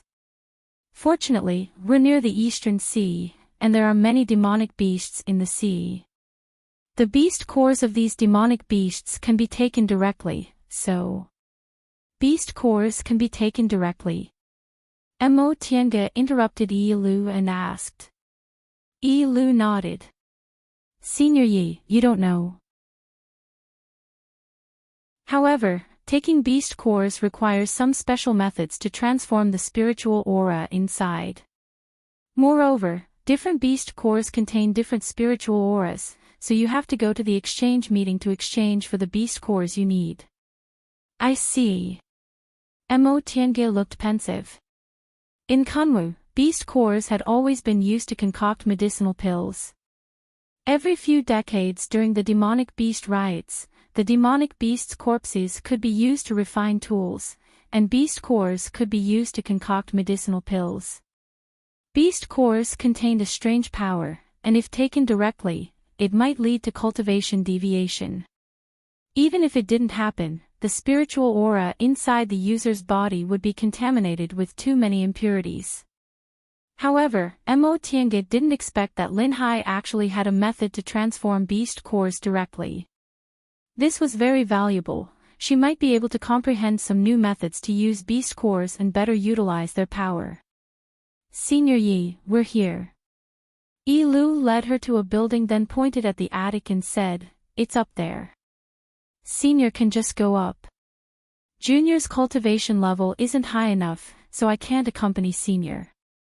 Mo Tiange nodded. Alright, thank you. I don't dare. Yi Lu bowed, then went to the side to stand with the disciples guarding the door. Mo Tiange went upstairs by herself. This attic was about the size of a side hall. There was a long table in the middle, and there were already about 20 cultivators sitting around it. All of them were in the foundation building realm, and there were even men and women among them. Mo Tiange was a bit surprised. Ever since she came to Bichuan Court, none of the male cultivators she'd seen were in the foundation building realm. Most of them were low-level cultivators in the second or third layer of the aura refining realm. Among the 20 or so foundation building cultivators in front of her, there were 5 or 6 male cultivators, which was indeed quite a lot. Mo Tiange thought about it. It wasn't like Bichuan Court didn't have male cultivators. She'd also heard that male cultivators with extraordinary aptitudes could be accepted as outer disciples. After they performed dual cultivation with female disciples, they could become official disciples. Seeing that these male cultivators all had relatively intimate female cultivators by their side, they must be these female cultivators' dual cultivation partners, right? Once Tiange came up, Wei Haolan, who was sitting on the host seat, immediately smiled and personally went to greet her. Fellow Daoist Yi, you're finally here. Tiange smiled back and even saluted Wei Haolan. She then turned around and saluted everyone. Upon seeing her salute, the cultivators sitting around the long table stood up one after another to return the salute. Wei Haolan pulled Tiange's hand, then returned to the host seat. She directly let Tiange sit next to her, then said with a smile, Fellow Daoist Yi, you don't have to be so reserved. Everyone here today is Bishuan Court's disciples, so this is just an internal exchange gathering. She then turned towards everyone and said, Fellow disciples, this is fellow Daoist Yi from Kanwu. Fellow Daoist Yi is skilled in pill concocting, so if you have anything you want to exchange for, you must seize this opportunity. Everyone's gazes fell on Tiange. A female cultivator even said with a smile, Fellow Daoist Yi, you mustn't be stingy today. We're all counting on your medicinal pills.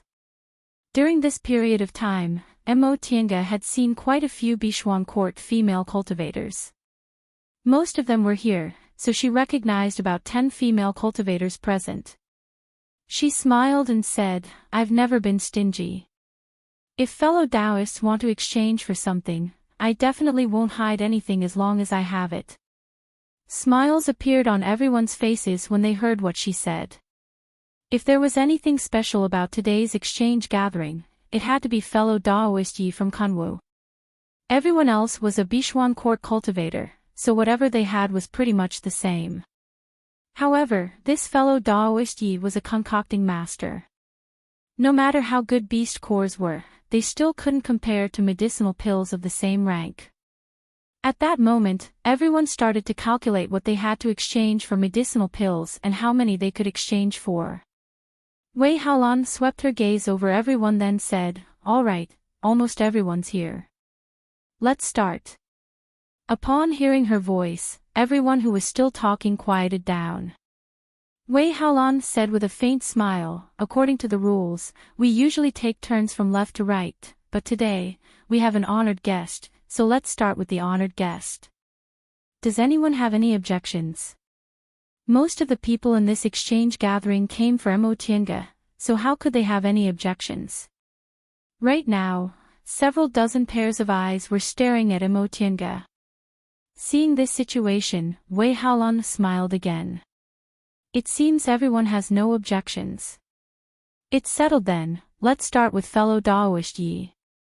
She then turned to Tiange and said, Fellow Daoist Yi, you also know we all want to exchange medicinal pills with you. How many medicinal pills do you have to exchange? Tiange thought for a moment, then started to take medicinal pills out of her Qianquan bag. As she put the jade bottles on the table one by one, the cultivator's eyes became brighter and brighter. After taking out about a dozen jade bottles, Tiange stopped.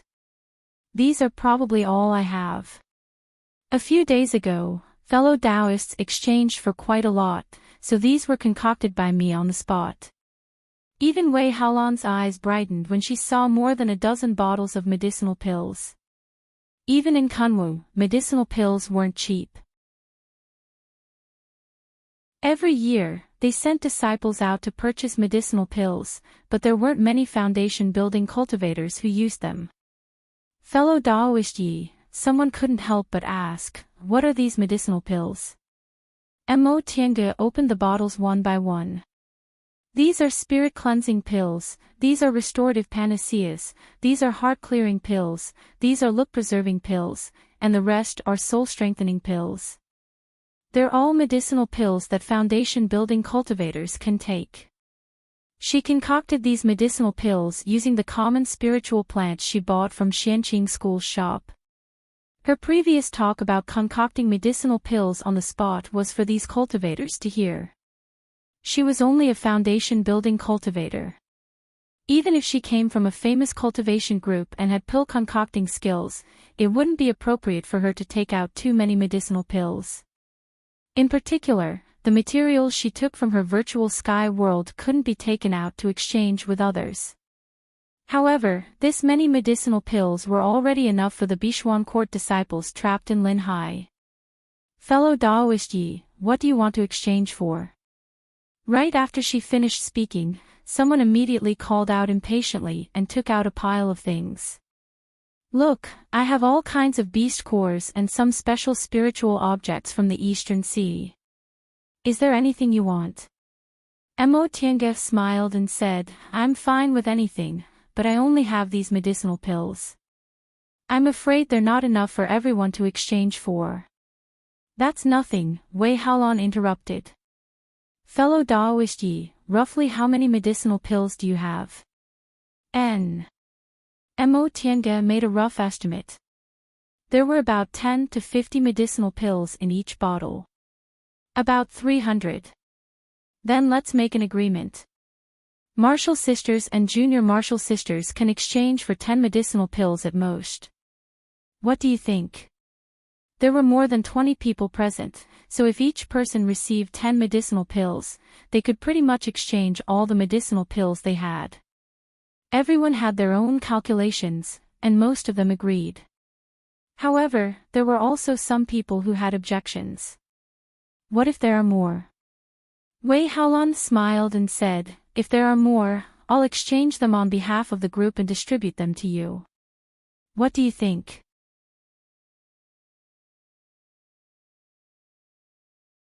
Chapter 198.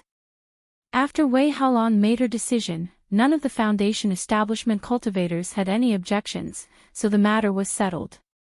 These cultivators' main purpose was naturally to exchange for soul-strengthening pills, which could be used to increase the cultivation of Foundation establishment cultivators. Therefore, Wei Haolan first confirmed the number of soul-strengthening pills and distributed them to the cultivators present. The other restorative spirit pills and purifying spirit pills were also indispensable, but if there weren't enough monster core materials, then they could only give their quota to other cultivators. Originally, look-preserving pills were considered medicinal pills that weren't too popular in shops or in exchange fairs, but Bishuan Court's situation was special. There were about 20 female cultivators present, and they didn't have many look-preserving techniques to begin with, so nearly 30 look-preserving pills were instantly snatched away. There were even 2 female cultivators who started quarreling over a single medicinal pill. Shut up! Wei Haolan shouted when she saw this. Mo Tiange could see that Wei Haolan had quite a bit of prestige in the school. Although there were female cultivators whose cultivation levels weren't inferior to hers, they all quieted down the moment they heard her shout. Wei Haolan furrowed her brows slightly and said, Junior martial sisters, if all of you want the beauty pill, then let junior martial sister Xia Qing learn the refining method from fellow Daoist Yi. When the time comes, you can exchange for it yourselves if you want it. This was indeed a solution to the root of the problem. The materials needed to concoct look-preserving pills that could preserve one's appearance for 10 years weren't considered rare. In Kunwu, even aura refining cultivators who came from a cultivation group or clan could still afford it. If Xia Qing learned the concoction method, Bishuan Court would send people out every year to exchange for the materials. At that time, they could concoct several dozen pills and distribute them among their disciples. After hearing Wei Haolan's words, the 2 female cultivators were finally convinced. Finally, the medicinal pill was exchanged for by the other female cultivator. In the end, Mo Tiange already had a pile of strange materials in her hands. Among them, the most numerous were beast cores, which were colorful and had all kinds of attributes. Sadly, the highest level they had was only a 4th rank Yao Dan. After all, a 5th rank Yao Dan was equivalent to a completion stage cultivator. They were only at the foundational stage, so killing a 5th rank Yao Dan was not easy. After exchanging the last bottle of medicinal pills, Mo Tiange was finally done. Just as she was about to heave a sigh of relief, she suddenly heard hurried footsteps coming from the stairs. It seemed like someone was running up the stairs in a hurry. Wei Haolan frowned in displeasure. Then, a white-clothed youth in the early stage of foundation establishment appeared at the door. "I'm sorry." The man stood at the door, his fair face flushed. "I'm late." Mo Tiange cast a glance at this person and was secretly shocked. Although she had never seen him before, she recognized him. More than a year ago, inside Wanderer Ziwei's Immortal's cave, the two female cultivators, Yun and Lu, were both trapped in the illusory formation. At that time, the one who appeared was exactly this white-robed male cultivator. She remembered that the two of them called the phantom Big Brother Tang. Almost all the female cultivators present had smiles on their faces when they saw this person. Only Wei Haolan's expression was slightly more serious, but she only coughed and said, "Junior Marshal Brother Tang, why are you so late?" "Fellow Daoist, yes, medicinal pills have all been exchanged." "Ah." The male cultivator was dumbfounded. His gaze shifted to Mo Tiange, who was standing next to Wei Haolan. He was at a loss as to what to do. Done changing. Humph. This time, the one who spoke was one of the male cultivators who rarely spoke before. His tone was ice-cold. "Junior Marshal Brother Tang, you're really leisurely. Sect head said before that the exchange meet must be punctual, but you're already 2 hours late." "I have something to do." That person walked towards her in a somewhat awkward manner. Before he could say anything, he saw a female cultivator stand up and say, "Junior Marshal Brother Tang, I exchanged a lot of medicinal pills. I'll give you some." Before Junior Marshal Brother Tang could answer, another female cultivator said, "Senior Marshal Sister Lu, you didn't exchange a lot, right? If you give more, you won't have any left." She then turned towards that person and said with a smile, "Big Brother Tang, what were you busy with? There's no need to worry about medicinal pills. I exchanged a few more, so I'll give you half." This female cultivator didn't seem very old, and the way she addressed him was the same as Yun and Lu.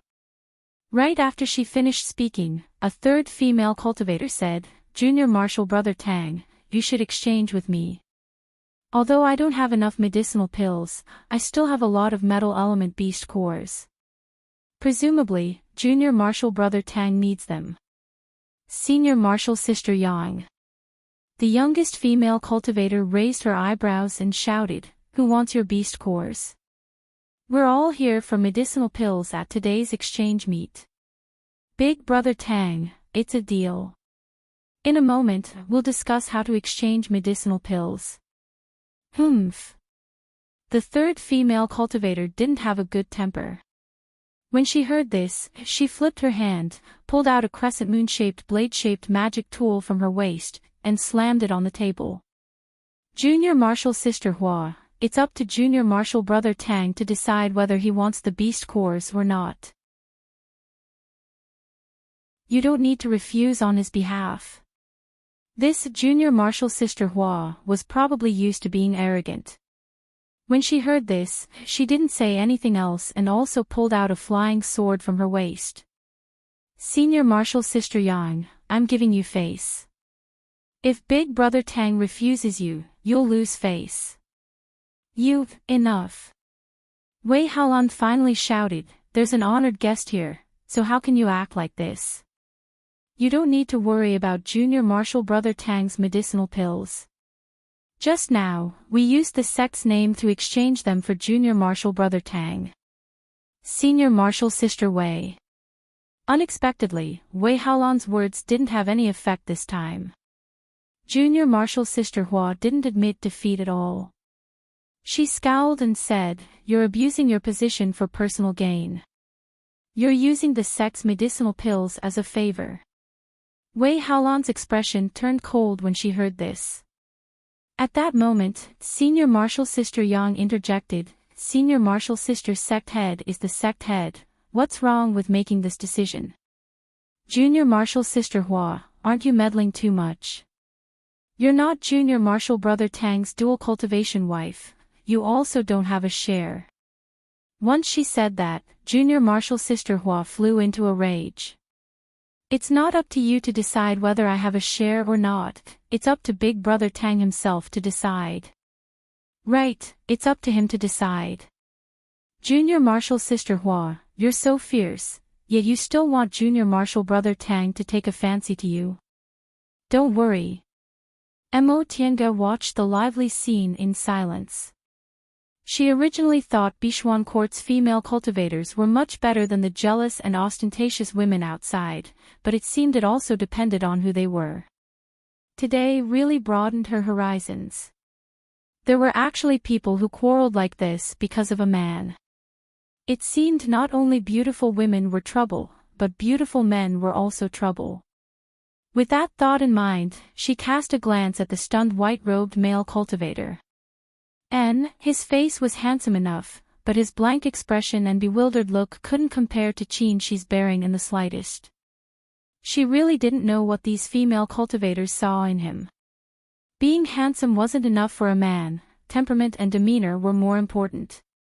Take Qin Shi for example. He wasn't earth-shattering handsome, but his bearing was magnificent and outstanding, he was many times better than this Junior Marshal Brother Tang. All of you, shut up. Wei Haolan's shout startled Mo Tiange back to her senses. She realized what she was thinking, so she felt vexed. She quickly restrained her thoughts and stopped letting her imagination run wild. Wei Haolan was obviously enraged. Her cold gaze swept over the several cultivators in front of her, and her expression darkened. Look at what you're doing. If you still have me, the sect head, in your eyes, shut up. You. Junior Marshal Sister Hua seemed to want to say something, but Wei Haolan didn't look like she was joking. In the end, she reluctantly shut her mouth and sat back down. Wei Haolan looked at Junior Marshal Brother Tang with a cold gaze. Junior Marshal Brother Tang, since you're late, I won't give you the medicinal pills. Yes. Junior Marshal Brother Tang answered in a low voice. Mo Tiange thought inwardly. Even if Wei Haolan didn't give it to him, there would naturally be others who would be willing to exchange for it, right? This method was useless against this popular Junior Marshal Brother Tang. That'll do. Wei Haolan's expression softened. You can exchange freely now. Upon hearing what she said, the atmosphere finally relaxed. The more than 20 cultivators gathered together and whispered to each other. Wei Haolan turned around and forced a smile at Mo Tiange. Fellow Daoist Yi, please forgive us for our lack of discipline. Mo Tiange smiled faintly and said carelessly, Sect head Wei doesn't need to mind. I've seen this kind of thing many times in Kunwu. It's nothing. Really? Wei Haolan didn't seem to be in the mood to chat today. She said, now's the time to exchange freely, so I won't take up any more of fellow Daoist's time. Fellow Daoist, please help yourself. I still have something to do, so I'll take my leave first. Mo Tiange nodded. Sect head Wei, please. Wei Haolan smiled then hurriedly stood up and left. As soon as Wei Haolan left, someone immediately went to look for Mo Tiange. It was Junior Marshal Sister Hua. Fellow Daoist Yi. Mo Tiange was displeased by this woman's domineering behavior, but her expression remained indifferent. Fellow Daoist, what's the matter? Junior Marshal Sister Hua's eyes moved around as if she was observing whether other people were looking at them. She then asked in a low voice, Fellow Daoist Yi, you must have more medicinal pills, right? How about I add a few more things in exchange for them? If fellow Daoist doesn't want to exchange with other people, I can give you twice the amount of beast cores. Mo Tiange wrinkled her brows slightly but didn't answer. Seeing that Mo Tiange didn't answer, Junior Marshal Sister Hua added, Fellow Daoist Yi, I'm the blood-related descendant of Elder Qingmiao from my group. If you're willing to exchange with me, I'll put in a good word for you in front of my clan's ancestor. At that time, when my ancestor sees you, he might be happy and reward you with good things. At first, Tiange didn't think much of it, but when she heard what she said, she couldn't help but laugh in her heart. If she was an individual cultivator, she probably wouldn't give up the opportunity to make friends with a core formation cultivator. However, she clearly said she was a Xianqing school disciple who left the mountain to travel under her master's orders. Did an elite disciple of Xianqing school need to curry favor with a core formation cultivator from a small cultivation group like Bishuan Court? It seemed this junior martial sister Hua really had a backer, so she didn't know the immensity of heaven and earth. Tiange's wealth wasn't inferior to that of ordinary core formation cultivators, but based on her pill concocting skills alone, she was able to take out more than 10 bottles of medicinal pills at once. This Bishuan court elder most likely still wanted to make friends with her. Fellow Daoist Yi. Seeing that Tiange still didn't answer, junior martial sister Hua raised her brows and said in annoyance, "I'm willing to give you more beast cores. Don't refuse a toast only to be forced to drink a forfeit." Tiange just cast a careless glance at her as if she didn't take what junior martial sister Hua said seriously. "Fellow Daoist, you're thinking too much. I already said I only have this many medicinal pills. Even if I wanted to trade, I wouldn't be able to take them out." Junior martial sister Hua was furious. She obviously didn't believe Tiange, but in the end, she was still unwilling to give up, so she threatened, "You better think it through." Tiange's tone was still indifferent. "I really don't have any. Even if I wanted to trade, I wouldn't be able to." Tiange wasn't worried at all about this unruly young Miss's words. Previously, Tiange wasn't sure, but now that she had seen the internal situation of Bishuan Court, she was very clear that with her pill concocting skills, she didn't have to worry about Bishuan Court going back on their word. Besides, Wei Haolan didn't take this young Miss's words seriously, so what was there for her to be afraid of?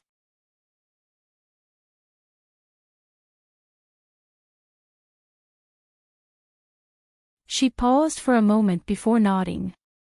"Yes, Martial Uncle Tang. He's handsome and he's also Grandmaster Qingxi's favorite junior. Who wouldn't like him?" This reason. Tiange had to admit that although it was superficial, it was also the truth. There were also a lot of female disciples in Xianqing school who liked senior martial brother Shoujing. Didn't many of them also like him for the same reason? However, when she saw Yi Lu's blushing face, she asked curiously, "Are you the same?" Yi Lu was stunned by his question. She hurriedly looked left and right before saying in a low voice, "Senior Yi, don't talk nonsense." Because of martial uncle Tang's dual cultivation, the martial uncles in the sect often fight each other. "You'll get me killed if you say that." Often fight each other. Tiange couldn't help but be surprised.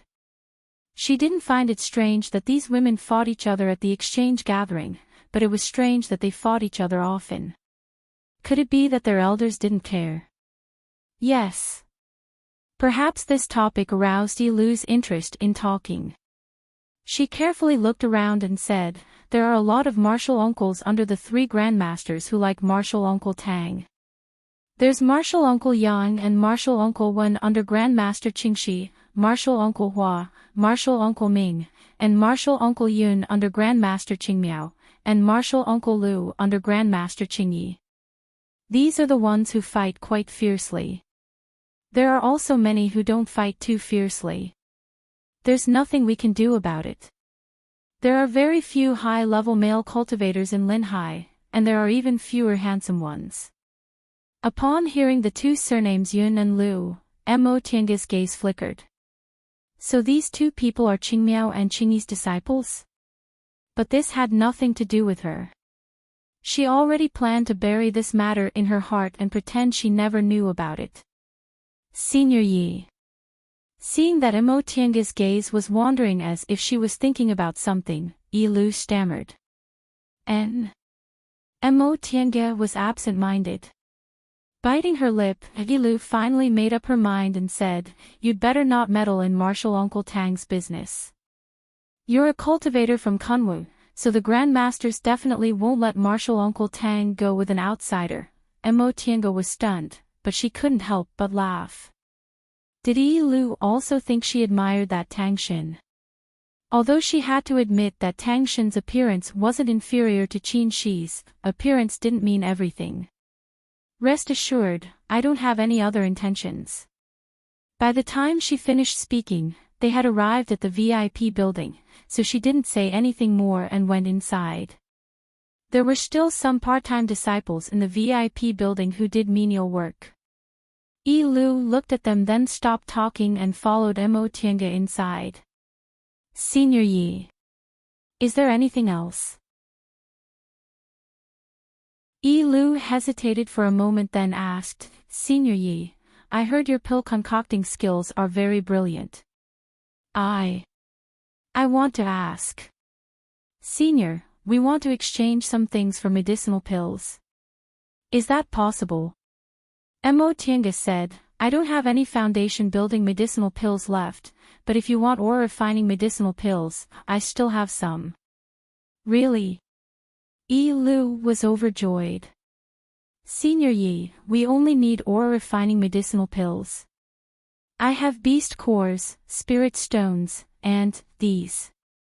Knowing she still had medicinal pills, Yilu hastily pulled off the Qianquan bag on her waist.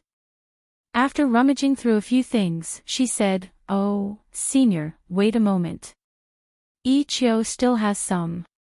She then ran out excitedly without waiting for Mo Tiange's answer. Mo Tiange shook her head with a smile, then laid a defensive formation again. She had to be careful when she was outside, especially when the people around her had ulterior motives. She had always been very careful. She made the people of Bishuan Court think she was useful, but she also didn't want to be useful to the point where they wanted to imprison her. However, she couldn't be careless, so she couldn't lack defensive formations. Before long, Yilu hurriedly ran back while pulling Yi Qiu along. Both of them looked very happy. Once Yi Qiu arrived, she also took out her Qianquan bag and took out several kinds of things. "Senior Yi, please take a look. Can I exchange these for medicinal pills?" Mo Tiange gave them a cursory glance. Each of them had 100 or 200 spirit stones, several first-rank beast cores, and some scattered materials. In the end, they were aura refining cultivators. The things they could take out were far inferior to those of foundation-building cultivators. Thinking Mo Tiange was dissatisfied, Yilu said somewhat shyly, "Senior Yi, our cultivation levels are low, so we can't get anything good. We saved these spirit stones for a long time." Mo Tiange looked up with a smile, interrupting her. "All right, I'll exchange with you." She took out 4 jade bottles from her Qianquan bag. These 2 bottles contain aura-nourishing pills, which aura-refining cultivators usually take. There are 30 pills in each bottle. These 2 bottles contain aura-converging pills, which are 10 times more effective than aura-nourishing pills.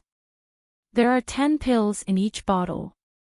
The 4 jade bottles were placed on the table. Yilu and Yi Qiu were overjoyed.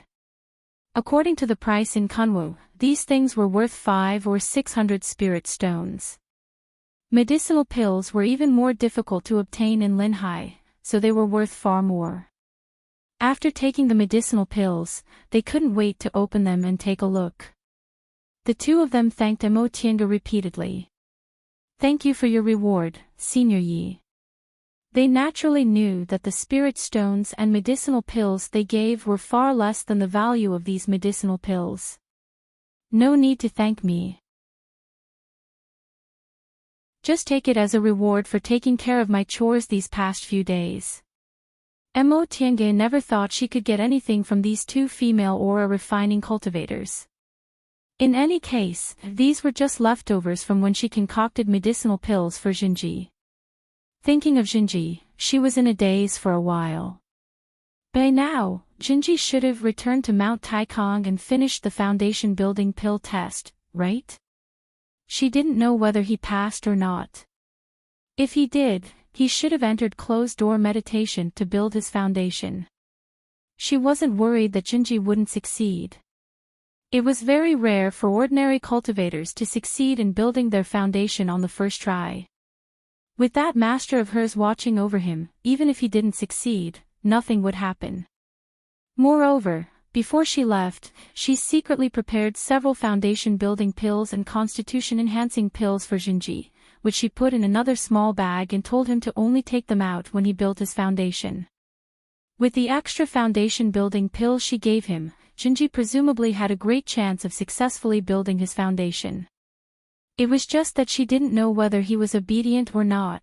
Thinking up to this point, Mo Tiange suddenly wanted to go back. Although she'd only been out for more than a year, it felt like a long time had passed. She missed Jinji, missed her master, and missed that small immortal's cave. She'd been at Xianqing school for almost 20 years. She had relatives, a master, and friends. She really considered Xianqing school her home. This feeling was very good. At least when she was injured or tired, she had a place to go back to. Yi Lu and Yi Qiu thanked her profusely and left. Mo Tiange touched the space between her eyebrows and entered the virtual sky world, thinking about what to do next. Since she felt she'd been out for a long time, should she go back to Xianqing school? Generally speaking, from the late stage of the foundation building realm to the peak stage of the foundation building realm, it would take 30 to 50 years to cultivate smoothly. However, her aptitude was extraordinary now, and the medicinal pills she had were also much better than ordinary people's. Presumably, she would only need about 20 years. As for forming her gold core, it might take more than 10 years of preparation. As long as she wasn't too unlucky, her chances of forming her gold core shouldn't be too low. She was only 38 years old. If everything went smoothly, she would be able to form her gold core when she was around 70 years old. However, Mo Tiange was somewhat hesitant about this decision.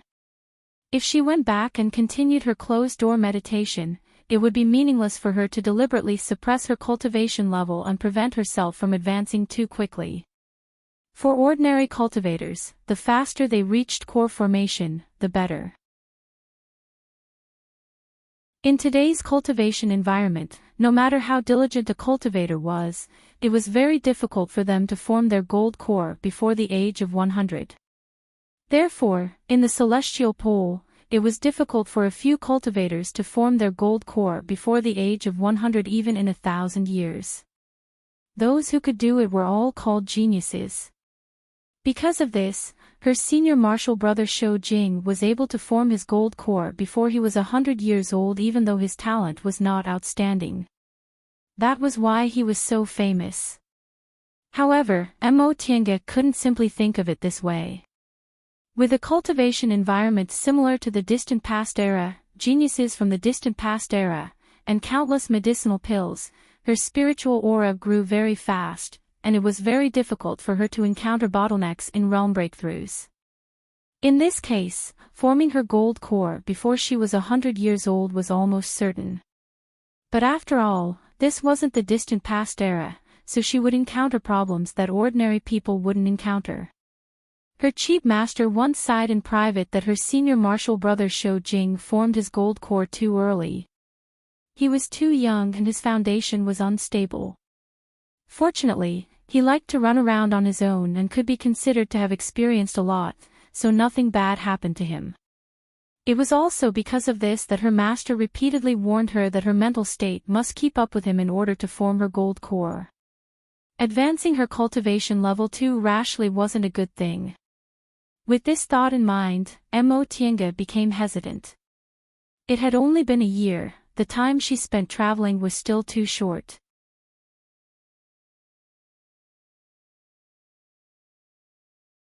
Chapter 200.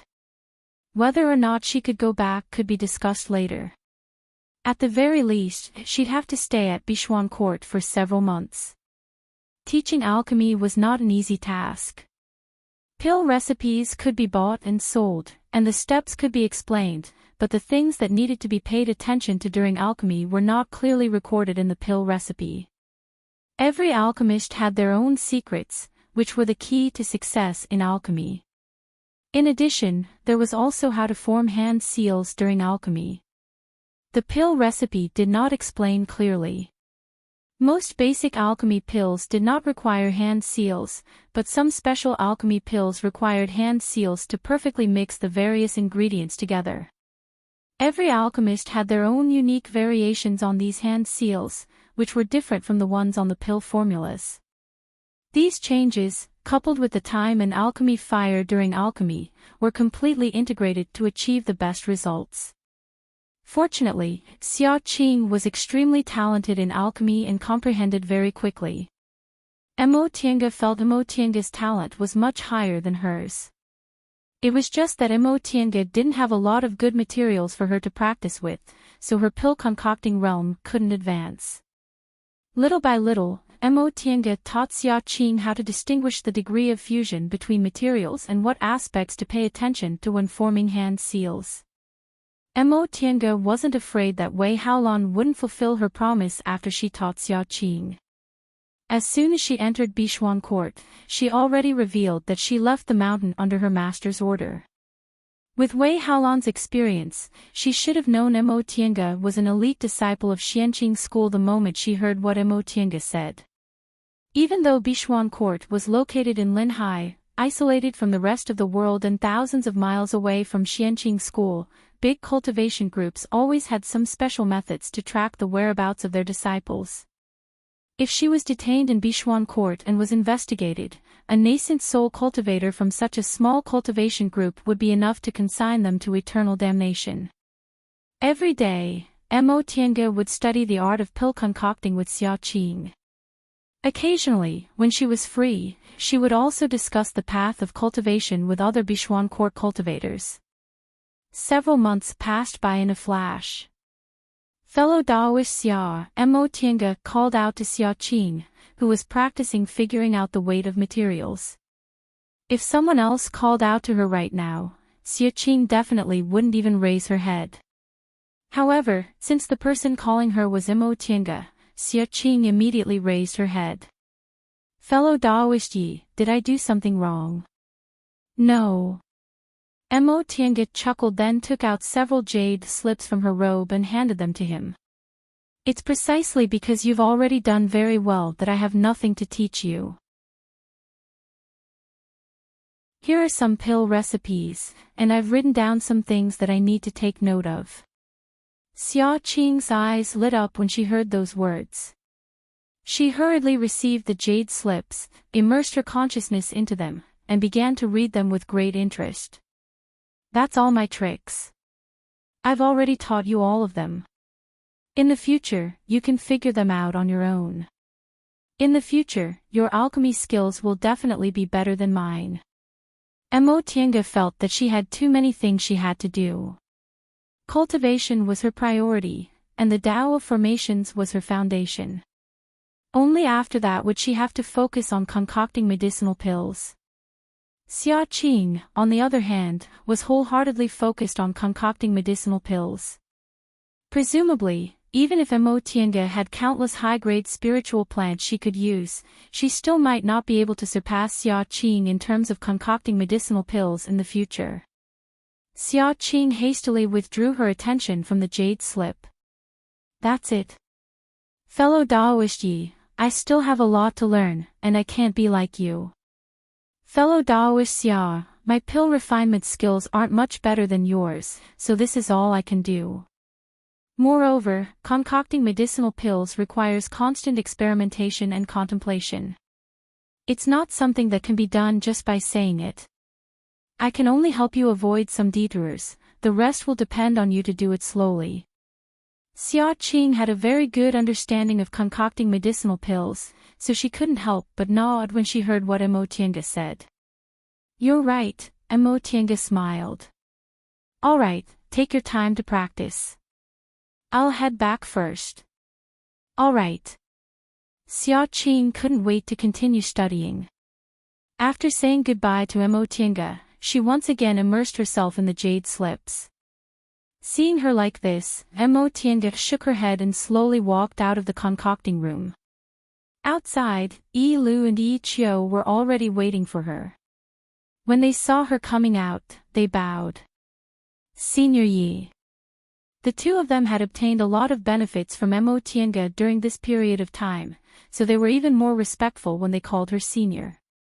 Emotinga didn't directly go back like she usually did. Instead, she said to them, "I want to see your sect head." Yi Lu and Yi Qiu glanced at each other. Yi Lu then said, "Senior, please wait here for a moment. Junior will go and inform the sect head." Emotinga nodded. "All right."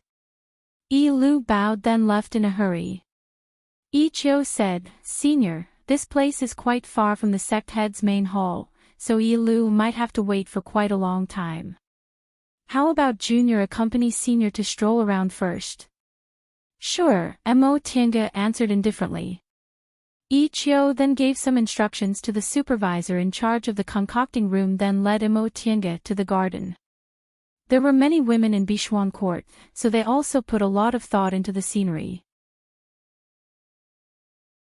Aside from the medicinal garden that every cultivation group had, they even arranged a garden with many exotic flowers and plants from the Eastern Sea. They were all very beautiful. Yi Qiu led Emotinga to a gazebo next to the rockery then said, "Senior Yi, look at these flowers and plants. Although they aren't very rare spiritual plants, they can't be found anywhere else."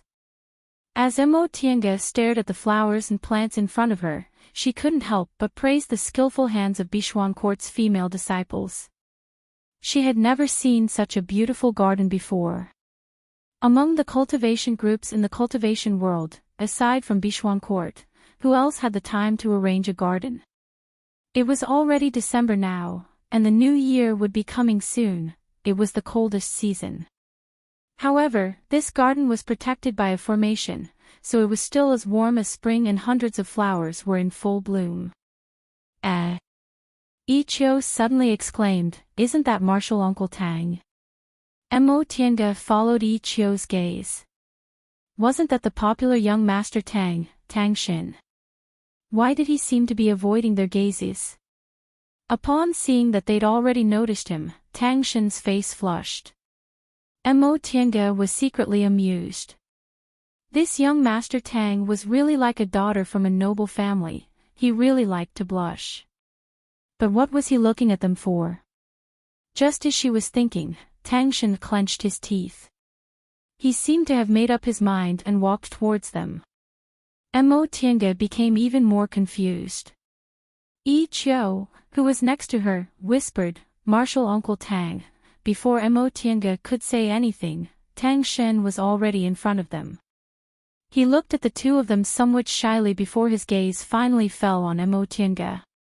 He said in a low voice, Fellow Daoist Yi, in the past few months in Bishuan Court, aside from going to the concocting room, Emotinga only occasionally accepted Wei Haolan's invitation to exchange some cultivation knowledge. She and Tang Xin only met a few times, and each time, they didn't talk much. At most, they just greeted each other. Because of that, Emotinga only nodded faintly. Fellow Daoist Tang, what a coincidence. Tang Xin made an end sound then rubbed his hands anxiously. He then looked at Yi Qiu again. Yi Qiu was rather bewildered, but after Tang Xin looked at her several times, she suddenly seemed to realize something. She was inwardly surprised, but her expression didn't change. She bowed towards the two of them and said, "Senior Yi, Martial Uncle Tang, Junior still has something to do. Take your time and talk. I'll leave for a moment." Before Emotinga could respond, Tang Xin already said impatiently, "Go." Upon hearing what Tang Xin said, Emotinga could only swallow her words and watch as Yi Qiu slowly left the garden.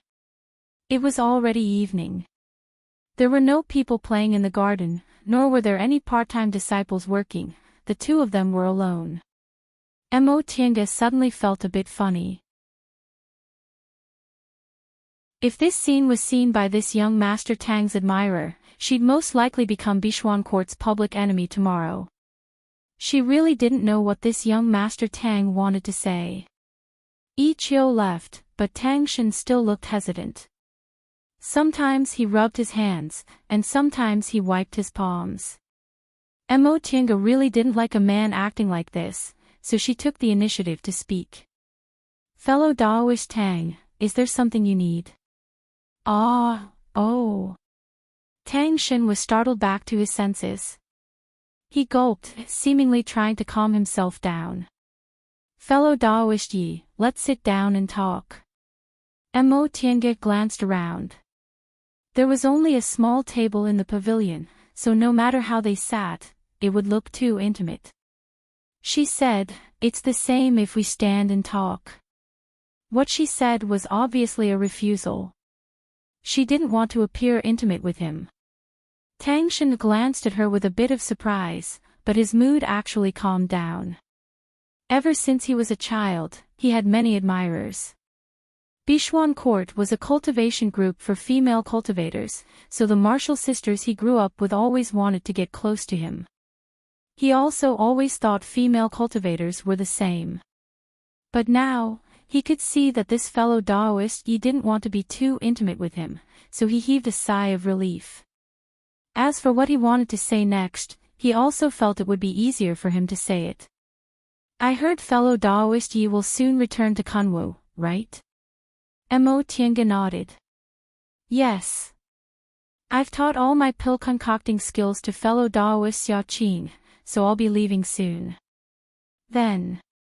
Tang Shen cautiously glanced at her. Can I leave with fellow Daoist Yi? Mo Tiange was dumbfounded. She stared at Tang Shen for a while and only said faintly when she saw his face blushing again, fellow Daoist Tang, as Elder Qingxi's beloved grandson, it shouldn't be a problem for you to leave Linhai, right? Why do you want to leave with me? Tang Shen glanced at her nervously then said in a low voice, although I can leave at any time, great-grandmother doesn't feel at ease leaving me alone. However, the martial sisters in the group are too clingy, and the martial brothers aren't very friendly to me. Mo Tiange frowned and said in confusion, could it be that your ancestor isn't worried I might have bad intentions? I don't think fellow Daoist Yi is a bad person. Tang Shen looked up and glanced at her. I'm not afraid of fellow Daoist Yi laughing at me, but ever since I was a child. I've always been surrounded by a group of martial sisters, so I don't like to get along with women. But our Bishwan court is like this, all of us are female cultivators. I heard great-grandmother say Kunwu isn't like this, so I wanted to. Fellow Daoist Tang. Mo Tiange interrupted him. Please forgive me for speaking bluntly, but if you've never left Linhai and your ancestor is very fond of you, I can't leave with you. If something happened to you, I wouldn't be able to bear the responsibility. It's not like that. Upon hearing her refusal, Tang Shen hastily said, I'm just not familiar with Kunwu, and fellow Daoist Yi is a disciple of a famous group, so I just want to go with you to Kunwu to take a look. I don't want fellow Daoist Yi to bear any responsibility. That's true, but would your ancestor think the same? Although she wasn't afraid of Bishwan Court's core formation cultivators, she also didn't want to take responsibility for herself. Fellow Daoist Tang, have you ever mentioned this to your ancestor? Tang Shen was rendered speechless. After a long time, he finally shook his head. I want to wait for fellow Daoist Yi to agree, then I'll talk to great-grandmother. Upon seeing his appearance, Mo Tiange couldn't help but sigh. Fellow Daoist Tang, I don't want your ancestor to misunderstand that I'm abducting her beloved descendant, so you'd better explain it to her first. Besides, to be honest, with fellow Daoist's temperament, it's better to have fellow disciples accompanying you. No matter how fellow disciples treat you, they'll always be more reliable than an outsider like me.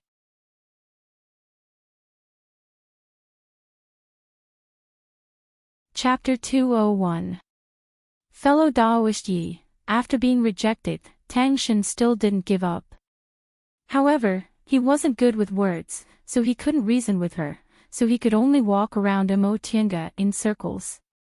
Emotianga said helplessly, "Fellow Daoist Tang, you'll get me killed like this." Ha! Tang Shen looked puzzled.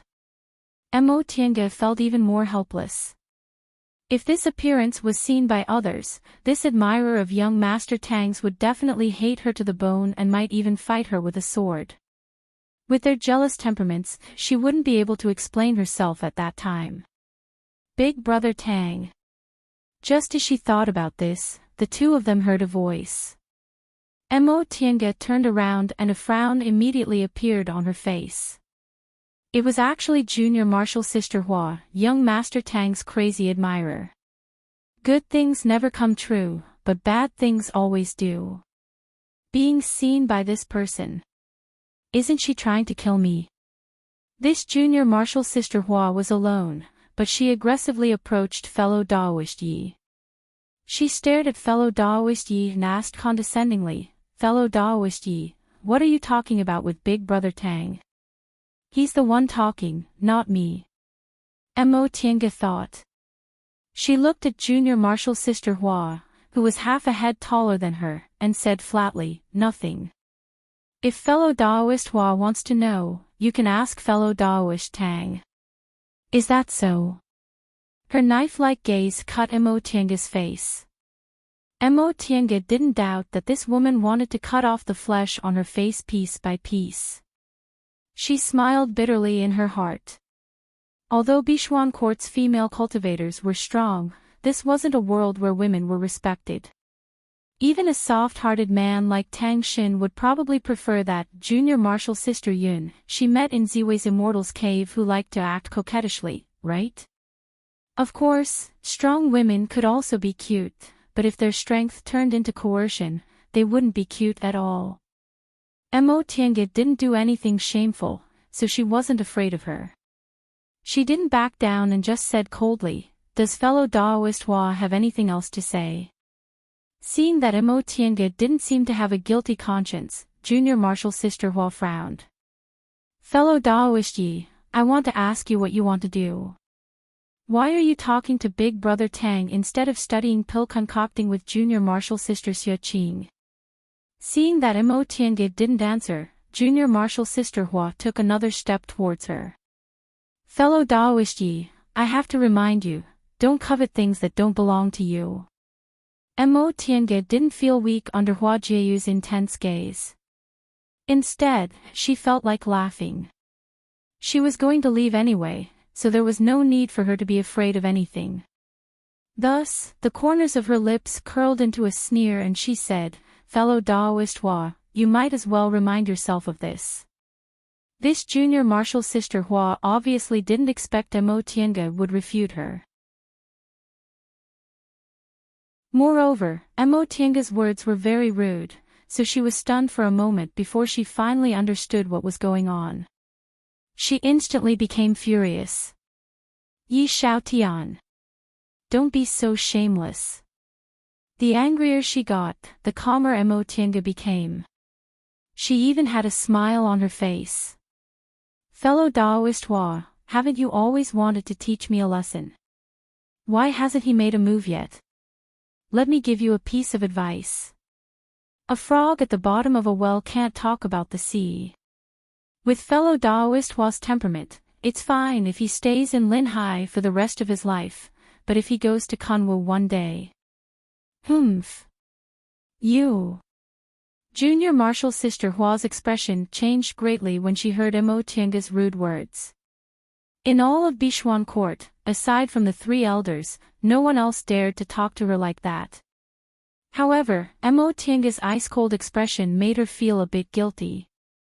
She also recalled what her elders said a few months ago. "You want to teach the Yi Xiaotian a lesson. Third girl, you really don't know the immensity of heaven and earth." She was unconvinced. "Great-grandmother, she's just a Kunwu cultivator, what's wrong with teaching her a lesson? She still needs our help, but she's actually giving me that attitude." Her great-grandmother, Elder Qingmiao, flung her long sleeves and said coldly, "I said you don't know the immensity of heaven and earth, but you still won't admit it. You've been spoiled rotten by your mother since you were a child. She's just a Kunwu cultivator? You were also there when your senior martial sister's sect head made her report. Didn't you hear she's a Xianqing school cultivator? But she's just a foundation building cultivator, what's so great about her? But she also said she left the mountain to travel under her master's order." Elder Qingmiao glared at her, feeling exasperated at her for failing to meet her expectations. Xianqing school can only accept disciples if they're in the core formation realm or above. Her master must be a core formation cultivator without a doubt. If she's favored, her status in the school won't be lower than yours. They have more nascent soul cultivators than us core formation cultivators, we can't afford to provoke them. She was dumbfounded and momentarily forgot to reply. Ever since she was born, she was the direct descendant of a core formation cultivator, so she was doted on. She never expected a foreign cultivator might have a status not lower than hers. Pulling herself back to reality, she stared at Imotianga, who was looking at her with an arrogant expression. She'd always used this expression on others. When had anyone ever treated her like this? She was so angry that she lost all reason and said angrily, "Who do you think you are? You actually dared to talk to me like that? Then who do you think you are?" Imotianga showed a faint smile, looking calm and composed. "My cultivation level isn't much, and I don't have any strong points. Do you really think you're amazing just because you have a core formation elder? Elder sister, with your attitude, you can forget about forming your gold core for the rest of your life. You can just stay in the early stage of the foundation building realm and dream until you die." Without saying another word, she pulled out her flying sword and was about to stab Imotianga. Imotianga took a step back and stared at Tang Xin, who was staring blankly in the corner. "Fellow Daoist Tang." "Ha!" Tang Xin was at a loss. "Do you want to watch your junior martial sister attack a guest in the school?" "Oh." Tang Xin didn't understand and hastily pulled out his magic tool. "Junior martial sister Hua." Seeing that Tang Xin wanted to protect Imotianga, this junior martial sister Hua became even angrier. "Big brother Tang, you actually attacked me for her." Tang Xin wasn't very confident, but in the end, he still plucked up his courage and said, "But fellow Daoist Yi is our honored guest." "How could you attack an honored guest?" "Honored guest?" This junior martial sister Hua sneered. "Have you ever seen an honored guest mocking their master? She's the one mocking me." "She's right." A dignified voice came from the side. The three of them turned around and saw a middle-aged woman dressed in plain clothes standing at the entrance of the garden. This woman seemed to be about 40 years old. She didn't have any wrinkles on her face, looked dignified, and had an overbearing aura. Behind her were several maids holding cups. They were quiet and didn't make a single sound. Upon seeing this person, Tang Shen and this junior martial sister Hua were both dumbfounded. Soon after, the two of them hastily put away their magic tools and knelt to salute her. "Great-grandmother. Greetings to Elder." "N." The woman nodded slightly and walked over slowly. Her sharp gaze was fixed on Imotianga. Imotianga showed a faint smile, then cupped her hands and said in a neither servile nor overbearing manner, "Junior Yi Xiaotian greets Elder Qingmiao." Upon hearing this, a hint of admiration appeared in the woman's eyes. She softened her tone and said, "No need to be so polite. You're a smart child." Imotianga lowered her hands, lowered her eyes, and didn't say anything. This Elder Qingmiao also no longer looked at her. Her gaze fell on the two juniors kneeling on the ground. "Shen, stand up."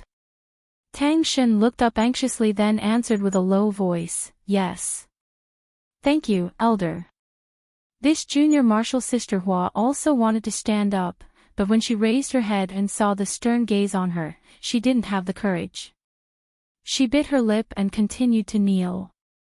Some maids had already come to tidy up the mess in the pavilion, laid down the plates and cushions, then retreated to the side. Elder Qingmiao walked into the pavilion and sat down. She took the green tea the maids had just brewed and slowly took a sip. She then said, "Lin, you're already in your 40s this year, right?" Junior Marshal Sister Hua, who was kneeling on the ground, answered in a low voice. The corners of Mo Tianga's mouth curled up.